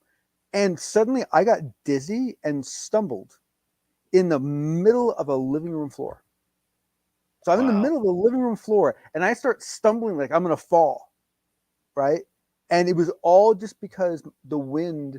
So what this means is that you can do things like, for example, my daughter, there's this one great game they have for the PlayStation where you're a bird and you're flying around Paris in the future when it's all overgrown. So there's like zebra, like the zoo broke out. So it's like 100 years after all humans are gone and Paris is overgrown. And you're a bird and you basically fly around and you are the bird. Like you can see the bird's nose. You are the bird, right? And so she's flying, and as she's flying, as she gets down near the water, she didn't know this, but I was taking a cup of water and I was taking my fingers in the water and I was just hitting her with a teeny little spray of water every time she went down into the water. And oh, Dave, you should have seen her reaction. It was the funniest thing ever. She freaked out. She's like, how's that working? What's going on? Right on. Awesome. Right on. That is pretty. That's why the movement VR games are so impactful, because that's that second input, right? If you have the input of the visual, you have the input of the audio, and then now you have this additional input of the movement of the platform. Boy, man, it is the thing that we all have to remember is that when we're dreaming, we still have all of our inputs, which, if you think about it, is kind of weird, right? And so what that means is that we have pseudo versions of all of our inputs. We have virtual versions of all of our inputs. We have virtual eyes, virtual nose, virtual mouth. We have a virtual construct for all that stuff, because that's what we use when we're dreaming. So realistically, all those virtual constructs should be able to be called up also while you're waking, to replace the constructs that are reading reality. And you should be able to blend those in very interesting ways. Interesting, just thinking about that. Oh, by the way, hello, Solaire, and who else am I missing here? Acreon, how are you? And hold on, let me just see if I'm missing anyone. No problem, man. All right, Please. go ahead. Go ahead. No, please. It's more important to say hi to everyone. But I just had to tell you this crazy article I ran into. So, conjoined twins, right? Connected at the brain. But this set of connected twins, they have a communication bridge between their brains. They actually have like a corpus callosum bridge that connects the two brains, which means they can see out of each other's eyes. Oh, that's weird. They can move each other's limbs. So they can move their own limbs and they can move the other one's limbs. They can see their own eyes and they can see the other one's eyes. And there's a passive and there's an active. And they have their own communication language inside that allows them to talk to each other, which they call talking in their heads. But they can hear it from each other. Well, that's weird. So think about what that means, right? One, why did the brain know how to build a bridge? Where'd that instruction come from, right? How's that bridge working, right? What is that bridge analogous to anywhere else? But now that you have this, what you have is you have a clear indication that the consciousness is a completely abstracted virtual construct that is not in any way, shape, or form, bound to the system like we thought it was. And what that implies is that essentially everything that those two kids can do through that connection, we should eventually be able to do ourselves with hardware, right? Be able to essentially, connect up people's brains in ways that they actually operate as a collective, because what this implies is that our consciousnesses know how to deal with it and just adapt, just roll with it, which is like, whoa, like how the hell does it know how to do that, right? So I mean, this is boy, man, this is like, I can't get over how impactful this one is. This one really blows my mind. I'm just looking at Twitter right now for the latest and the BC storm update. Let's see here. That's for the Kootenays. Don't care about them. Well, if you're a listener, I do. Let's see. Where's my area here?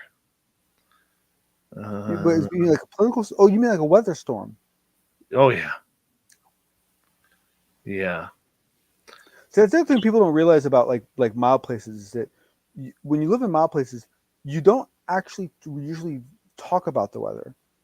You don't really have to spend a whole lot of time worrying about the weather or doing anything to prepare for the weather or to recover from the weather. The weather pretty much becomes a non-issue, which is lovely. It's really nice to be able to make plans and not have to check the weather. Mm-hmm.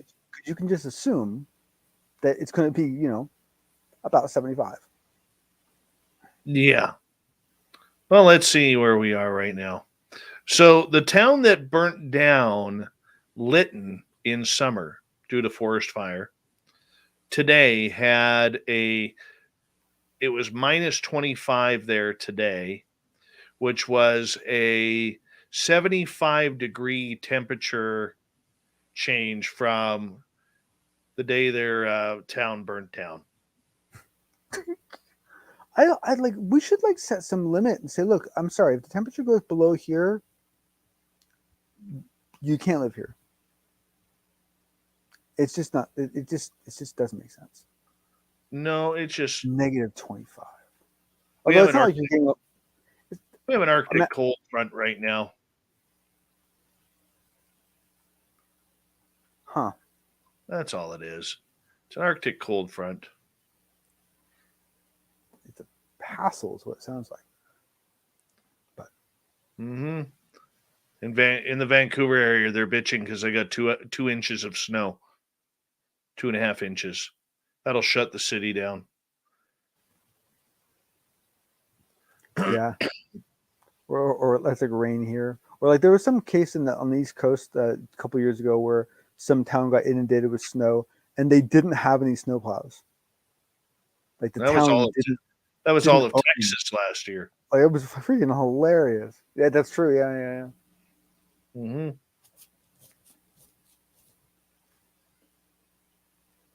God, there was a point like 2-3 years ago, I forget when it was, that in Texas, that like for like 45 minutes, you got paid to use electricity.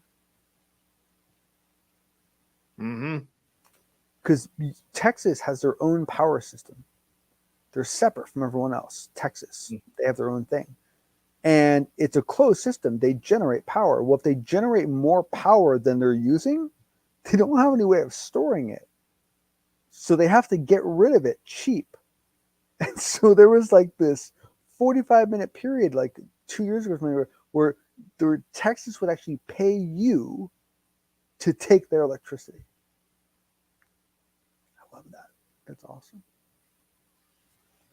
I'm just looking here. Sorry. No. I'm just babbling, man. It's all good. Yeah. This is awesome. I love it. Oh, there's some guy in Vancouver trying to drive a Lamborghini with no winter tires down a street, and he keeps slipping and sliding. That is awesome. Poor guy. Yeah. Well, you know why he's confused, Dave. In all fairness, there is actually a reason why his decision wasn't all that insane. Most of those cars are four-wheel drive. They're all-wheel drive. So realistically, even like with just like summer tires, he should be able to mitigate like somewhat of an icy road, right? My guess is he just doesn't know how to drive this car.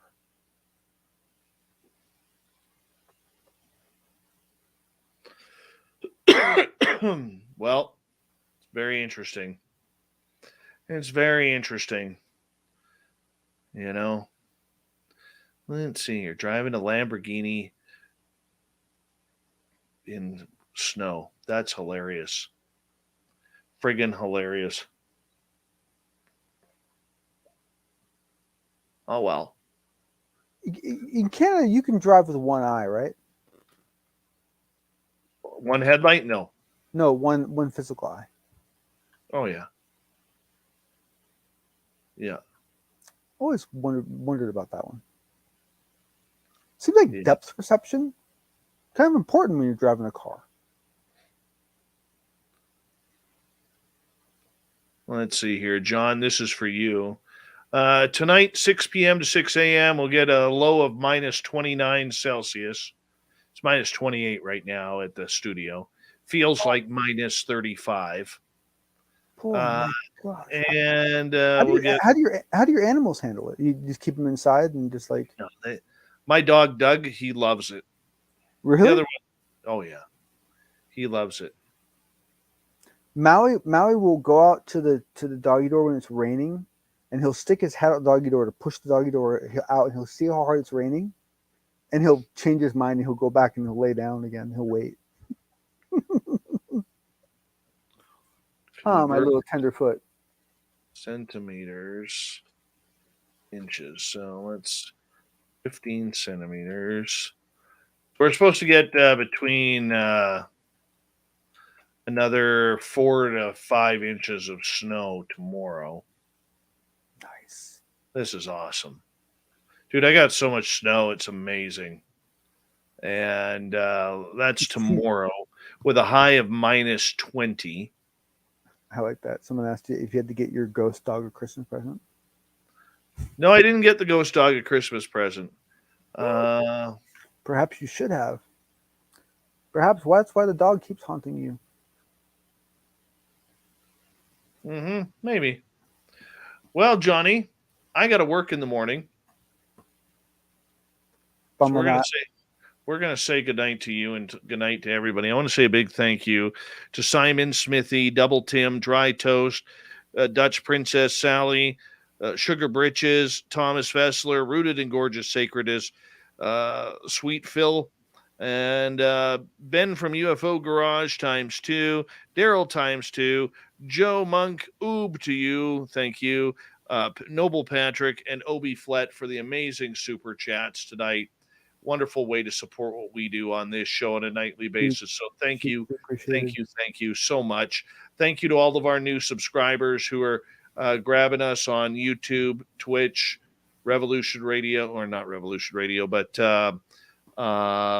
TikTok, Instagram. We really do appreciate it. Thank you so much for the love. Spooky Morales, warm up that trumpet, man, because it's almost time. So tomorrow night on the show, Sinead Wellenhan is going to be with us. We're talking a real cool thing here, spiritual practice and contact. We may get into a little DMT tomorrow night. We'll figure it all out. I've had the pleasure of talking with her a little bit off channel, and she's a really wonderful human. She really is. It's going to be a good show. She really is. All right, everyone. Spooky Morales, take us home, buddy. Here we go. See you tomorrow night, guys.